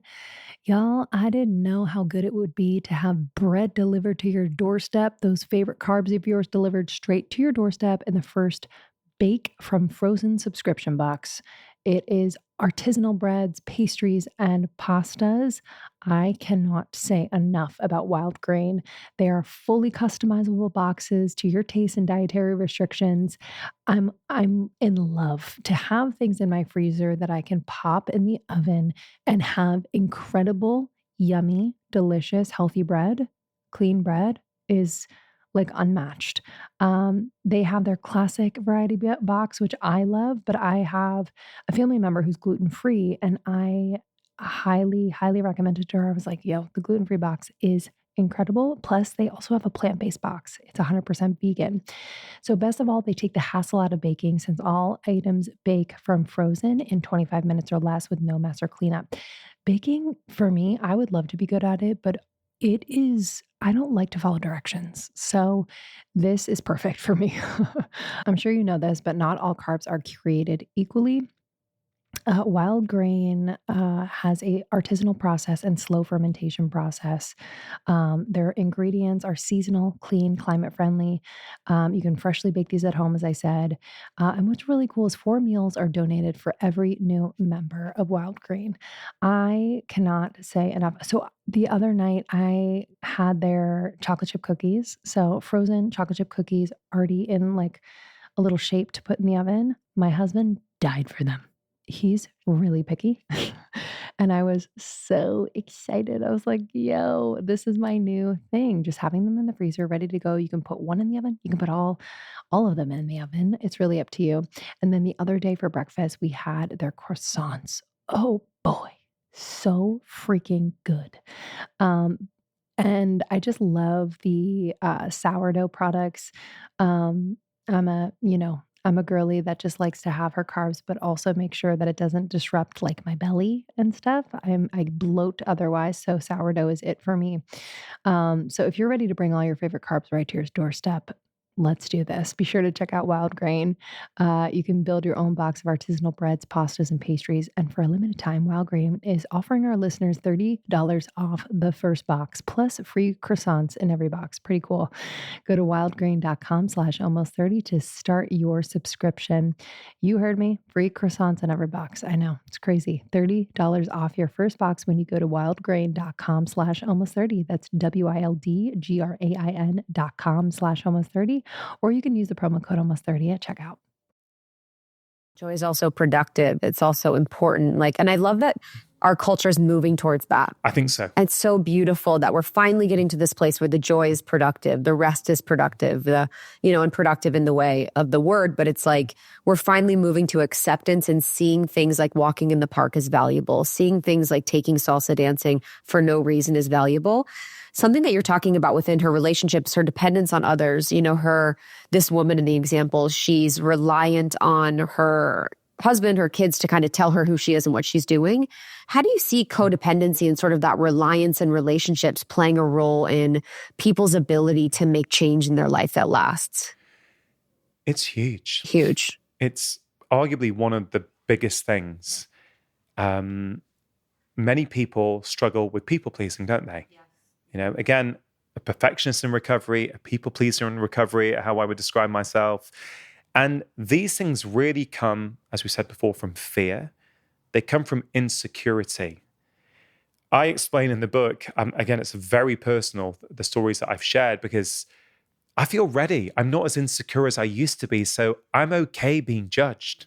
It doesn't matter to me. This is what happened. I remember when I started dating my now wife, and we'd go out for dinner, and we'd be in a restaurant, and we'd be looking at the menu, and she'd be like, "Oh, I can't decide what to order. Everything looks good." And I would say to her, I said, "Hey, babe, why don't you order 2 things that you're not sure about, and I'll have the one that you don't like." And after a few dates, you could see that this was starting to bother her. Yeah, okay, so this is interesting to me. So that would bother you. Why would it bother you? Let me tell you, okay, why it would bother me. It would feel like pressure to me then I would feel like pressure that I had to get 2 things and at least one of them had to be good so that you would choose it. And it would feel like I was the one that was leading the temperature of the mood of the dinner. Yeah, that's so interesting because you immediately were like, yeah, that would annoy you as well. I was so confused, right? When she was getting frustrated, and this is a girl I really liked and things were going well.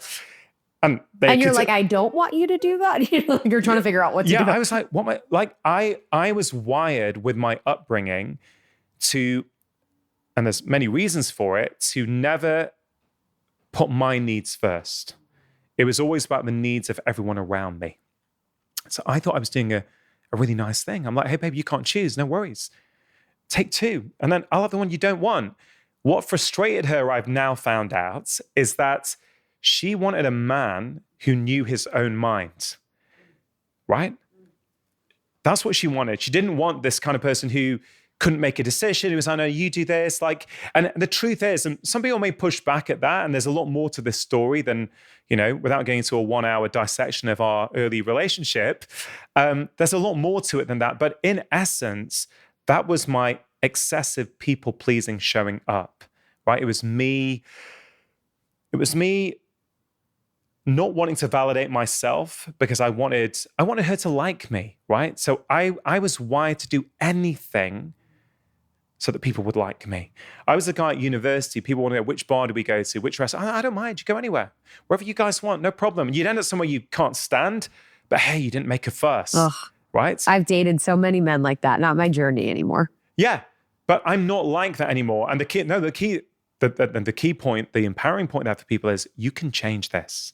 Who you are today is not who you have to stay. It's who you became.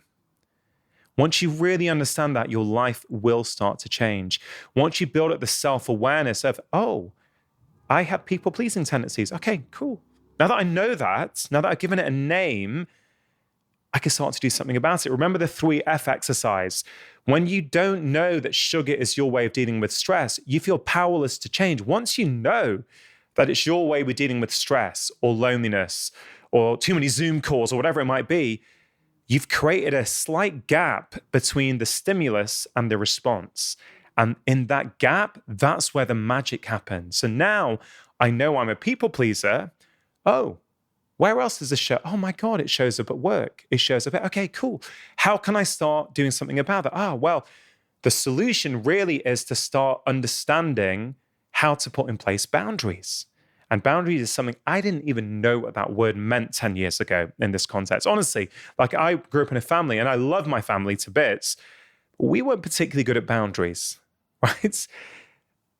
It can be difficult. But what that lady did with Crohn's disease, you could look at it through the lens of a boundary, right? She wanted to salsa dance. She realized that all she does is stuff for her husband and her children. And it's also easy for us who are people pleasers to put the blame elsewhere. That's a problem. We are always contributing in some way to the dynamic of a relationship. And some people don't like to acknowledge that or appreciate that, but we are. What is our role here? Have we actually explained to our partner how important this is to us? Often we haven't. We're just getting annoyed that we're having to do things for them, but we don't realize that our behavior sometimes helps keep it in that pattern. Yes. A lot of times it's like psychic assumptions about people Totally. and things. Not even like true conversations are had to determine something. You're psychically assuming something. Yeah. I mean, I don't know how this lands for you, okay? This is something I write about. And it was interesting because I thought, God, are people going to resonate with this bit? When we started dating, I was in the season of stag do's or what you guys call bachelor parties, right?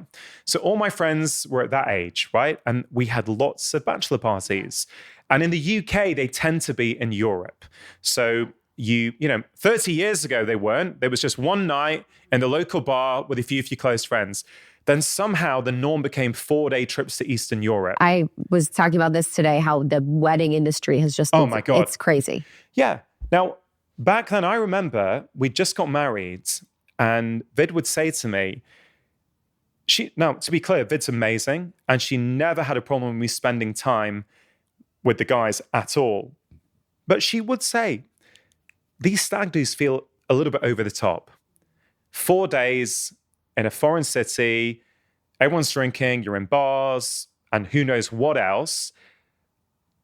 And I think she felt that as a married man, her feeling was, is it appropriate for you to be in these environments anymore? Nothing to do with trust, to be really clear. Right, of course. And I pushed back at that back then because I was so insecure and I didn't know what a boundary was. I was like, in my head, I was like, babe, you don't understand. This is what everyone does. It's nothing. It's what we all do. But now on reflection, I actually think she was right. Genuinely, hand on heart. Again, I can only speak from my experience. I'm not saying there's anything wrong if other people want to engage. But the truth is that all kinds of shenanigans happen on these things, right? That's facts. That is the truth. Yes. And a lot of alcohol gets drunk. People's inhibitions aren't there. The point I'm trying to make is going back to boundaries is that what I've always loved about my wife is that she was never afraid to tell me what she honestly thought. Even though I found that difficult, and the reason I found it difficult is because I didn't know what a boundary was.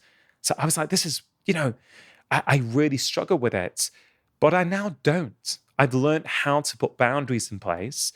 And that Crohn's disease lady, when she told her husband that she wants to go salsa dancing on a Wednesday night, that's her putting a boundary in place. But it doesn't mean she has to shout at her husband and say, everything you do all the time is for you. Now it's time for me. That's not helpful either. But you can calmly say, hey, darling, listen, I realized that I don't really have much time for myself these days. I'd love to go to this local salsa dancing class. What do you think? Would Wednesday night work? Totally different conversation. And if you approach it like that, often your partner will say, hey, babe, I had no idea. Yeah, go for it. That's do you know what I mean? Huge. We make assumptions. Of course. But we never told them. How is your husband meant to know if you never told them? That communication piece in relationship is like what I've been really just obsessed with, because on the other side of good communication and clear communication, like what you exemplified with your wife, being like, hey, what do you think about this? Like, I don't think this is something I'm comfortable with, is like greater intimacy, is the greater truth, is not having this space where people are acting unconsciously, like the Crohn's disease, where she's kind of assuming that they want her to do all these things. Exactly. You know, it's like the assumption. But what's interesting about the wife example, and I'm curious how this lands, is, you know, in the first example of the dinner, it's like you're people pleasing her. And what can happen oftentimes is I personally feel it feels unsafe because I know you're going to people please other people eventually down the line. So with the stag do, you're then people pleasing the friends of like, no, we do this. This is what we do. And so that feels unsafe because you're not prioritizing like your own inner like truth of like, this stag do feels good or not. Yeah, I think you're spot on. And at the same time, I didn't know my inner truth. Of course. I didn't know my inner truth. That's why I'm so passionate about this idea of trusting yourself. Yes. We have to start tuning in again. We have to start knowing when we're acting in alignment with our values and when we're not. I think everyone has the right to live life in the way in which they choose to. But too often we think that we want to do certain things because everyone around us does them. When you're a people pleaser, you end up doing things that aren't in alignment with who you are, but you think, well, yeah, everyone does them. That's why I do them. Well, is it what you want? What we really need if we want to be happy, contented, healthy, is we need to take time to get to know ourselves. In my previous book on happiness, I created this model for happiness. I said there's 3 ingredients to happiness. You don't directly work on happiness. You work on these 3 things, and the side effect is that you're going to be happier more often. So what are those 3 ingredients? Contentment. Okay, what are the things that you do that make you feel calm, content, and relaxed? Okay, that's the contentment piece. The next one is control. Now, let me be really clear what I mean by that. I'm talking about a sense of control. Okay, I'm not talking about controlling the world. The world is fundamentally uncontrollable. But we know from the scientific research that when we have a strong sense of control over our lives, we're happier, we're healthier, we have better relationships, we even earn more money, right? And one of the ways you can give yourself a sense of control is with little routines and rituals like these 3 questions. I know we haven't got to the third one, we'll come back to that. But these little routines and rituals every day that people do, that I do, they give you a sense of control. So even in a world where the news headlines may be negative, or you may have too much work to do, things might feel out of control, these routines and rituals, they give you a sense of control. And that is so, so powerful. Okay, so that's the second piece.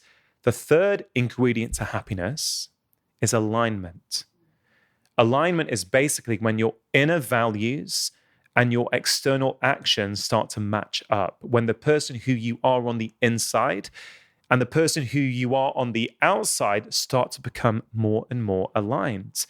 And it sounds obvious, but many of us are not living those lives, right? Going back to that stag do or the bachelor party example, it's no problem if I want to do it, if it really is what I want to do. But if I'm only doing it as a way of fitting in with people, well, that's when it starts to become a problem.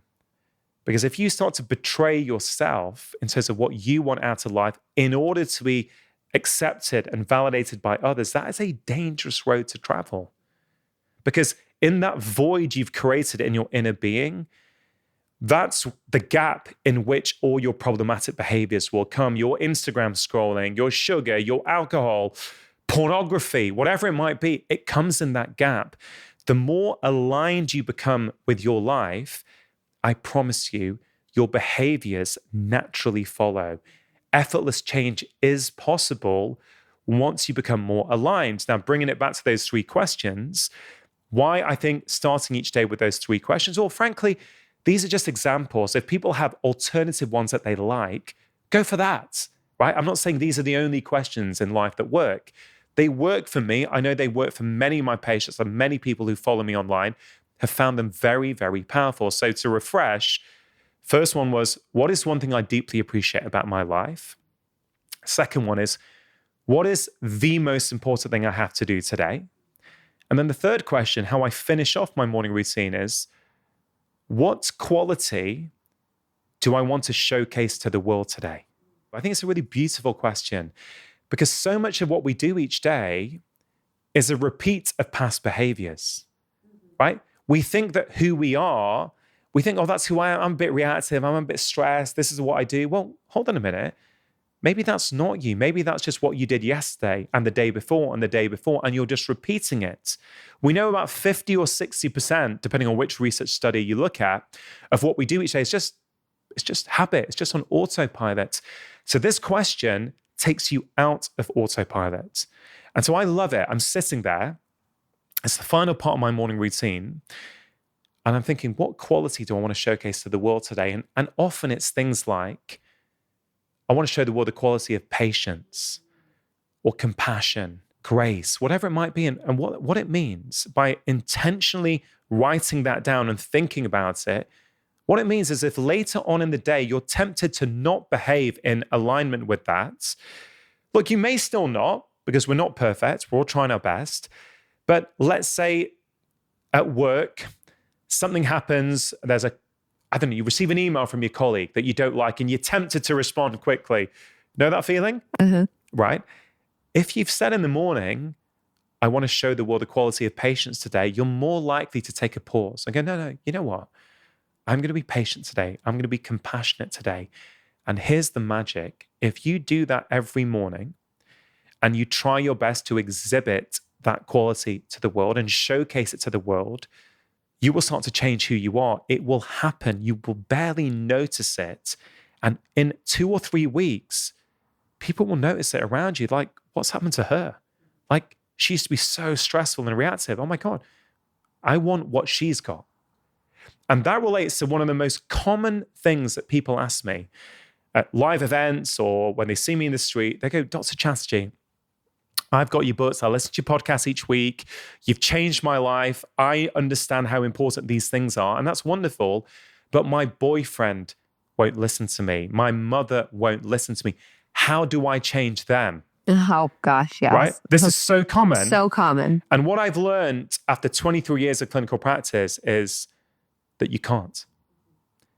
People will change when they're ready and not a moment sooner. And the people closest to us, they often don't want to hear it from us. Oh my gosh. I was saying this the other day.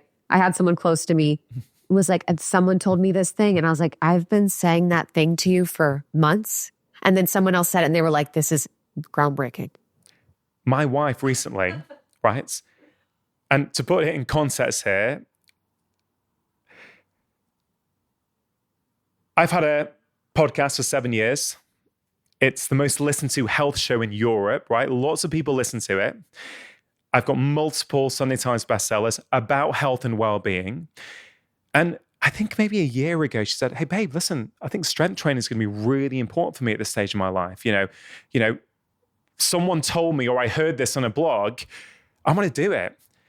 I had to resist the temptation of going, babe, you know, I've written about this in multiple books. I've had so many conversations about this. You listen to these episodes, you edit these episodes.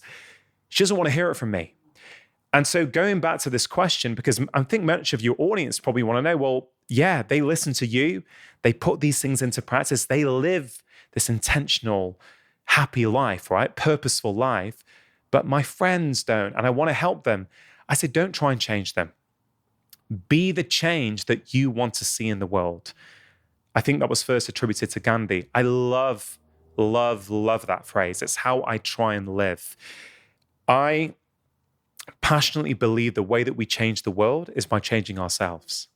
100%. I think whenever I hear people having that question, I'm like, I think we all have enough to do. Like, I know personally, I have enough work to do in the world. I have enough of my purpose. I have enough self-love to kind of focus on. And I think people are avoiding their own inner work when we kind of focus on the other. Yeah. And what happens when you start to change yourself? And ultimately, what are we all looking for? We all want to be calm people who are kind, who are considerate, who do things for others. Not in an excessive way with people pleasing at the expense of ourselves, right? And I think there's a dark side to this growing awareness of people pleasing, which is we can go to the other extreme and go, I'm going to put boundaries everywhere and everything's all about me. Walls, No. There's a balance. Actually, sometimes it's okay to suppress your needs for the needs of other people around you. It is. The problem is if it's happening all the time. And the problem is as if it's coming from an insecurity in you. But you know what? Sometimes if one of my friends or my mum or someone needs me, and sometimes I have to have a few late nights in order to help them, that's okay. And I think we have gone to a bit of an extreme sometimes with boundaries where I think we should think about boundaries or some boundaries as a little bit porous. Yes, right? and fluid. They're not fixed. Certain boundaries like physical contact, yes, they're fixed. I'm not at all suggesting that they shouldn't be. But others can be moved a little bit depending on the situation. Yep. I think one of the biggest signs of being emotionally mature is your flexibility.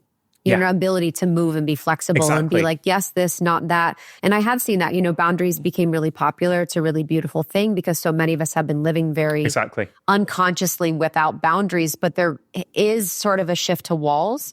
And that for me just shows people's lack of ability to communicate, to regulate themselves and be in relationship where it can be fluid. You can choose to, push yourself a little bit for family because you're going to do it in this moment, but you're going to recover later. Yeah, I love that. I think it's so important. And going back to this idea of how do we change the people around us? Yeah. I agree with what you said about sometimes that's a way of us avoiding doing the stuff that we have to do. I completely agree. The other component there is humans are social beings, right? People pick up on our energy. If you become really calm, really present, non-reactive, the person who, can stay calm when everyone around you is getting stressed, people see that. Yes. And after a while, people go, I want that. What are they doing? And I've seen that with my own friends and family. After a while, it's not me saying, oh, you should do this. Have you thought about that? Hey, I've tried that. Believe you me, I've tried that. And I've realized it doesn't work, particularly for the people closest to you. Yes. The people you want to help the most, it's the hardest. I go, no, I'm just going to be that person. And they all, after a while, go, hey, you look great at the moment. You're like, so come, what are you doing? Oh, I meditate every morning. I'm eating this or whatever. They want to know. Like, I haven't drunk alcohol in about 5 years now. And it's no big thing. Like, I wouldn't say I'm never going to drink again, or I don't know. Like, I don't want to make it a big thing. But I just realized more and more, it didn't do anything for me. Same.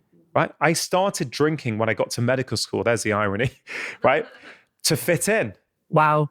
That's when I started. I didn't drink growing up. My family didn't drink. I started at 18 at Edinburgh Medical School, and Freshers Week was about just getting drunk every single night. And before you know it, you're a drinker. You celebrate by drinking. You see your friends by drinking. Again, I've had some great times with my friends. But there comes a point when you start to live an intentional life, coming back to alignment, right? Everyone can have their own values. I'm saying you need to know your values and ask yourself, are you living in alignment with your values? I just realized that my life was better when I didn't drink. My sleep was better. I was a better father. I was a better husband. I was more productive the next day. I had more energy. I thought, well, I quite like this. I quite like waking up each morning feeling fantastic, right? So I don't drink anymore. I don't force it on anyone. It's funny, I've got a group of, my closest group of friends from university, there's 4 of us, and we're on a WhatsApp group together. And we live like hundreds of miles apart in the UK. So we try and get together for 2 weekends a year. And I remember last November, we went to Wales for the weekend and we went walking in the hills. We never were doing that in our 20s on a weekend away, let me tell you. But it was really fun on the Friday evening. We were all comfortable enough to let all of us do what we wanted to do. So what I mean by that, we were sitting around the kitchen in this Airbnb. I was drinking sparkling water with fresh lime all evening because I was feeling rock and roll. I put a bit of fresh lime in. My best mate, Steve, who's a surgeon, probably had about 1.5 bottles of wine himself, right? So he was getting drunk. Mm-hmm. One of my other friends was having non-alcohol beer, and the other friend was having low alcohol beer. We had a great time. We all did what we wanted to do. We didn't expect our friends to change, to do what we wanted to do for ourselves. And we had a great time. And I thought, wow, this is really cool when you can get to that emotional maturity where you go, I'm going to live life my way. And if people think that their friends won't accept them if they change, the question you really have to ask yourself is, are they a real friend? Because a real friend will accept you if you change. I promise you. But often we project that they won't. This same group of friends, let me tell you, about 4 years ago, we were getting together for a weekend. And it was going to be a golf weekend. And I remember pulling up to the Airbnb, and maybe it's 5 or 6 years ago. I can't remember exactly when, but I had already decided that I don't really enjoy drinking much. But I remember driving there thinking, yeah, but I've got a weekend with the guys now. We always used to drink. And I said to myself in the car on the drive down, I'm not going to drink this weekend. And I remember pulling up at the house, and one of my friends pulled up with his car, and he got out these crates of beer, bottles of spirits. He said, oh, guys, we're going to have a great weekend. And because I wasn't secure enough in myself, I didn't know how to deal with that. And I remember that weekend, I didn't have much, but I think on the Friday night, I had 2 glasses of wine. I didn't sleep well. I didn't enjoy golf on the Saturday because I was exhausted. I remember driving home on the Sunday, and I was consumed with guilt and shame. Why? Because I'd gone out of alignment. I thought, Rangan, you said on the way you didn't want to do this, but in order to fit in, you did it, right? And what I realized is that wasn't my friend. That was all me. I projected. And the next year, I went in feeling confident, say, hey guys, I'm not going to drink. I just didn't, you guys knock yourselves out, enjoy yourself. No one cared. So sometimes we put out that energy. We're a bit nervous. We don't feel secure in our decision. People pick up on that. Yes. Do you know what I mean? I love that. We have to take responsibility. What are we contributing here? Yes. I love asking the question, what is true? What is true? What is true? If you go into that situation, what is true? You actually don't know if it's true that they're going to be disappointed or mad at you for drinking. You don't know, because so much of the stress that we have is the conversation in our mind. They're going to judge me. They're not going to love me. It's like, what is true? We actually cannot be guaranteed that is true or not true. And I think something about us changing for ourselves, being the change we want to see in the world. I think something that I want to kind of highlight is that we have to change ourselves because we love ourselves and because we're internally motivated, not to prove to other people. I think there was a period in time in my life personally where I was in a relationship and I wanted to change myself so much to prove to him that he wasn't doing enough. And my motivation to change was actually outward led, not like my internal fire of loving myself so much I wanted to self-improve because of that fact. It's the energy behind the behavior. Exactly. Is it coming from love or is it coming from fear? Yes. And if you are listening to this conversation and you realize, yeah, that's me. Yes. My energy behind my behaviors is fear. That's okay. Now that you know that, you're empowered to make a change. If you didn't know that, that's when the struggles happen. We're frustrated that we can't make changes because the changes we're trying to make are in conflict with who we think we are. And that's why I'm such a big fan of solitude practices, journaling, meditation, going for a walk without a phone sometimes, so you can start hearing what your body wants to tell you. Your body's telling you. But most of us have become deaf to our body's signals. And that's why we struggle in this world where there's a never-ending supply of new information and we don't know what to follow. We don't know who to believe. Believe yourself. Yep. Being in solitude, getting off social media, spending time in nature. Again, it's so funny because all the schooling you've done is like in the nuance and the details of all these things. And then it's like back to the basics of what everyone's been talking about for centuries. It's always back to the basics. No, I was thinking that in my teaching recently. I'm like, I keep saying cliches, but they're so true. All the cliches are true. All the cliches. Once you get to a certain level, all the cliches just become so deeply true. Yeah. And this guilt and shame and really which come from fear. Yeah. Like fear's the roots, then you've got underneath, you've got guilt, shame, envy, jealousy, whatever it might be. It all comes from fear at its core.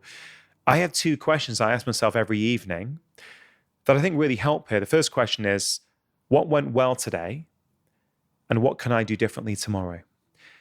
And again, what I love about those questions is they're simple. They don't take long to answer. But what they do is in a very compassionate way, they help you just tweak what you're doing in your life. So it could be, for example, what went well today? Well, I had a huge workload today. I did so much. I helped my team. I got all my work done. And I still came home And instead of ordering an unhealthy takeaway, I still cook myself a healthy meal, or my family, or my partner and I, whatever it might be. Okay, that went well today. Because if you hadn't asked yourself that question, you might think, oh my God, what a stressful day.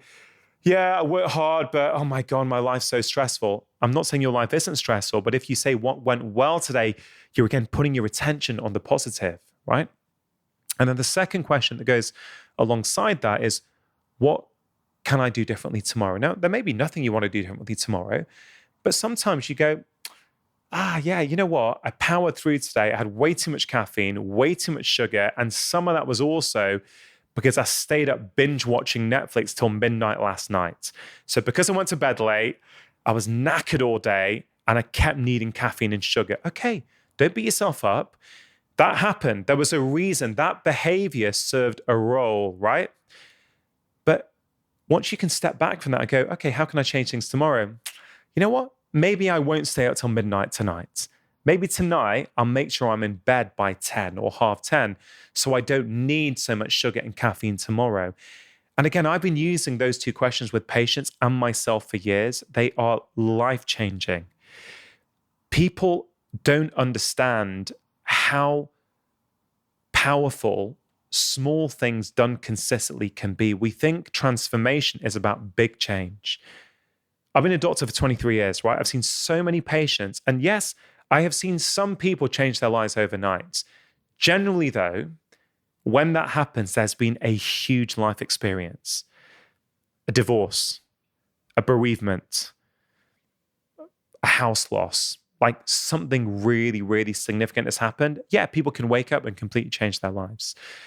But if that hasn't happened to you or it's not current in your life, if you try and make too many big changes too quickly, it often feels overwhelming and you end up back to where you started. This is what we see every single January. January the 1st, people wake up and they go, right, this year it's going to be different. It's going to be different from every other year. Why?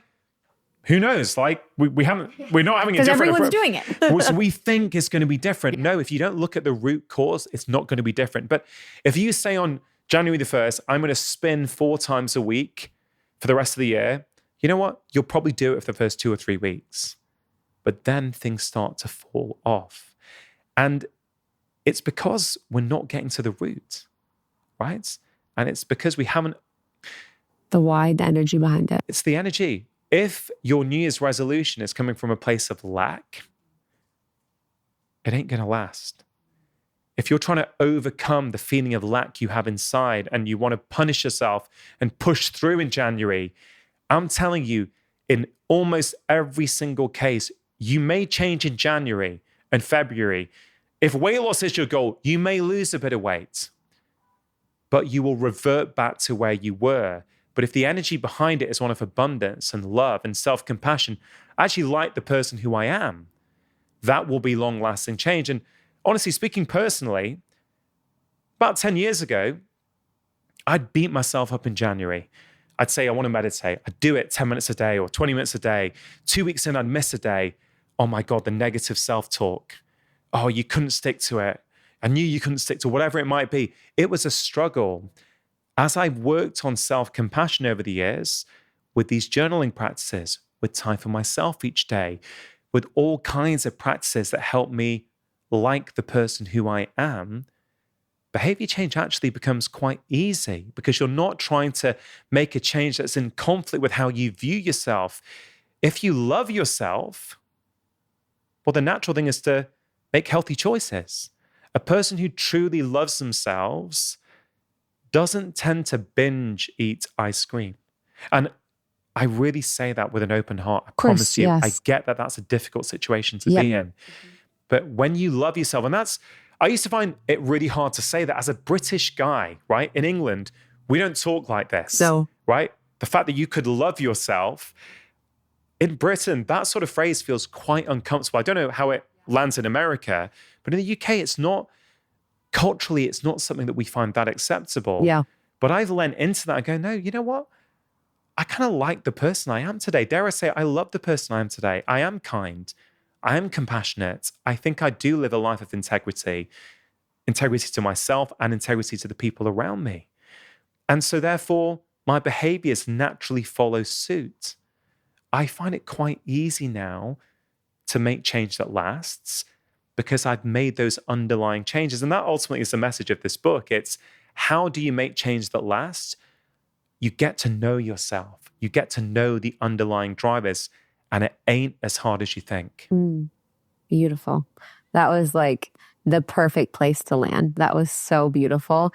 It was such an honor to sit with you. I've been looking forward to this for a long time. I just love your work. I love how passionate you are. You're such a great speaker. I love the unique perspective that you bring. And I'm so excited for our audience to get this book. I have it in my hand and it's literally stunning. It's got really beautiful pictures and like references to the podcast. And it's really easy and actionable. And I love how much you put into this as far as your story and your truth. So I'm really excited for everyone to make change that lasts. And I approve of this cover. Thank you. This is my cover vote. Did you vote? This is my cover vote. Thank you very much. I'm like deeply, this is my cover vote. I've never done this with any of my books before. Never done it. And just for your audience, just a quick summary of what happened is that I announced on Instagram that, guys, the book is available to pre-order, and this is the US cover, and this is the UK cover. I've done that in the past, but I was getting all these messages from people saying, I much prefer the US cover. I much prefer it.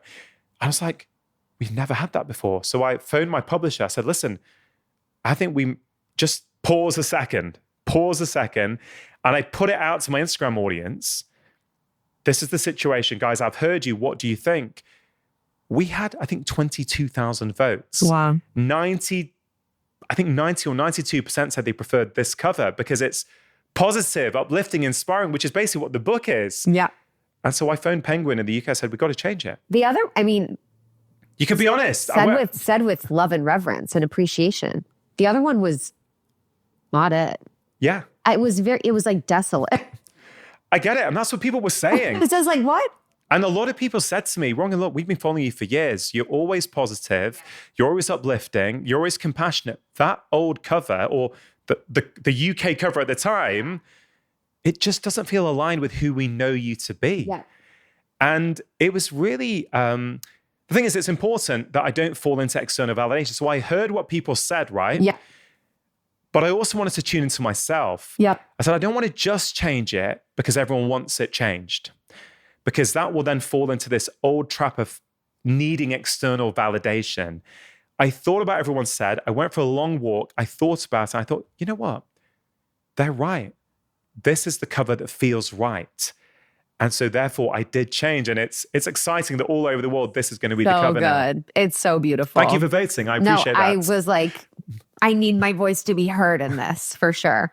So I'm excited for people to get it. Where can people find you? Where can they find the book? The book's available all the usual places, Amazon, your local bookshop. It's paperback, ebook, and an audiobook. And I narrate the audiobook. Yes, you just did it. Just did it. How was it? It was great. This is my 6th book, so I'm used to it. So I've learned. Have you done yours yet? We're recording ours in March. I cannot wait. Audiobooks are fun. They're long days. Yeah. And not that you're asking for advice, so I won't give any. I would love it. Okay.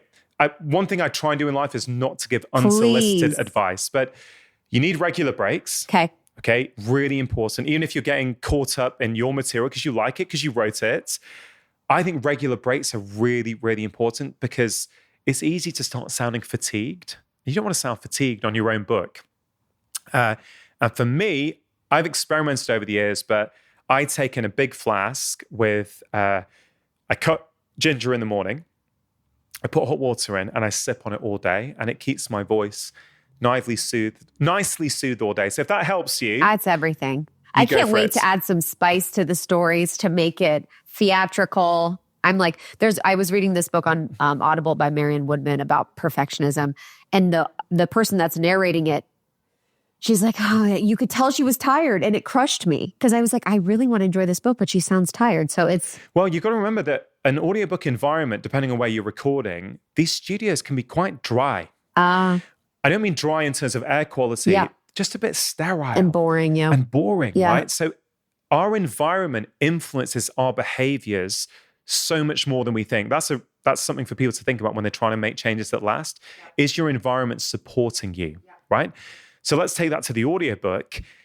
if the environment is quite sterile, there's no pictures on the wall, after a few hours, it can start to impact how you read. So take some things in with you. Like there's a gorgeous candle there, right? I love Take that. a candle in. Videos, photos, the book. Videos, yeah, because then the more lively it feels for you, the more likely you are to sort of bring that energy to the microphone. Yes. But also, I don't know about you, how long have you podcasted for now? Since 2016. Wow. I know.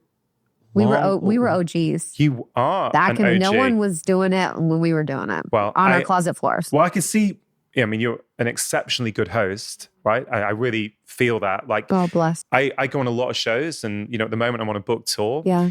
And some people, again, I say this with an open heart, some people it's like interviews with set questions and they're not present in the conversation and responding. But I have really felt from you a presence and that you're listening and that I'm listening to you. And it's kind of an authentic interaction. Thank you. I think one of the things I've learned, I started in 2017, so not quite as early as you. Close. But I tell you how my perfectionist tendencies used to play out in podcasting. Yeah. The guests would leave my studio. Don't start. I'm going to literally, when you leave, I'm already off. Yeah. You're like, oh, I forgot to ask this.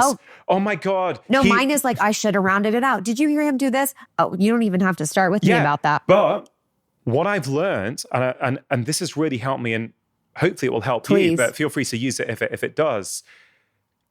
I've learned that there's no such thing as a perfect conversation. It doesn't exist. All it can ever be is what it was. Yes. And if we were to have this conversation tomorrow or in 2 hours, it would be different because you'd be different. If I wasn't jet lagged, for example, I would say different things.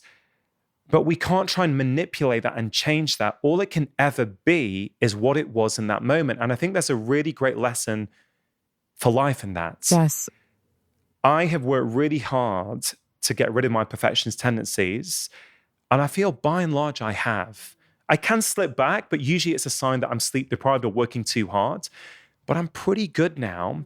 And I've learned to accept that, sometimes I didn't pick up on a key from my guest. But you know what?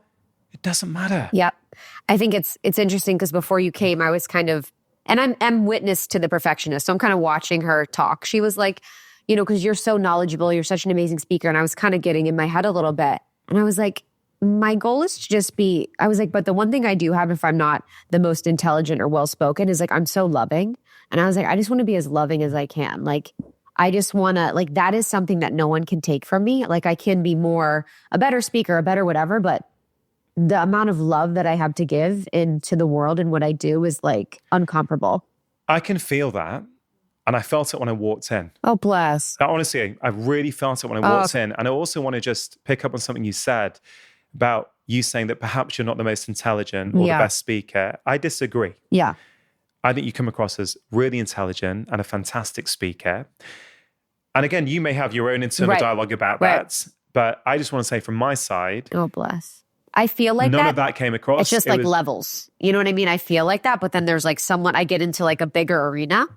And I'm like, whoa, can I like play there? Because when I hear you speak, I love the way you clearly explain things. There's always a nice story. We always summarize it. Like as someone that speaks for a living, like I'm very much listening to what you're saying. And also I'm taking cues of like, that's a really nice way to express a point that's even more impactful because my desire is to make impact with what I do, not just be here to do whatever. It's like, but so me being a better speaker helps me make more impact. Yeah, I love that. Yeah. But you're clearly making a great impact on the world already. I feel, well, this was, glad you guys could hear this part. This was the most important part of the interview for me. Yeah, me too. The compliments. I come in, even on my own show. Yes. What I try and do, how I define success when I'm hosting a guest in my studio is, was I fully present and did I have an authentic interaction? Yeah. And what I learned early on as a medical doctor doing a health podcast, and frankly, I consider it a life podcast. It's about health, happiness, purpose, meaning, longevity, whatever it is, like I cover it all. I realized that my podcast is not an information delivery service.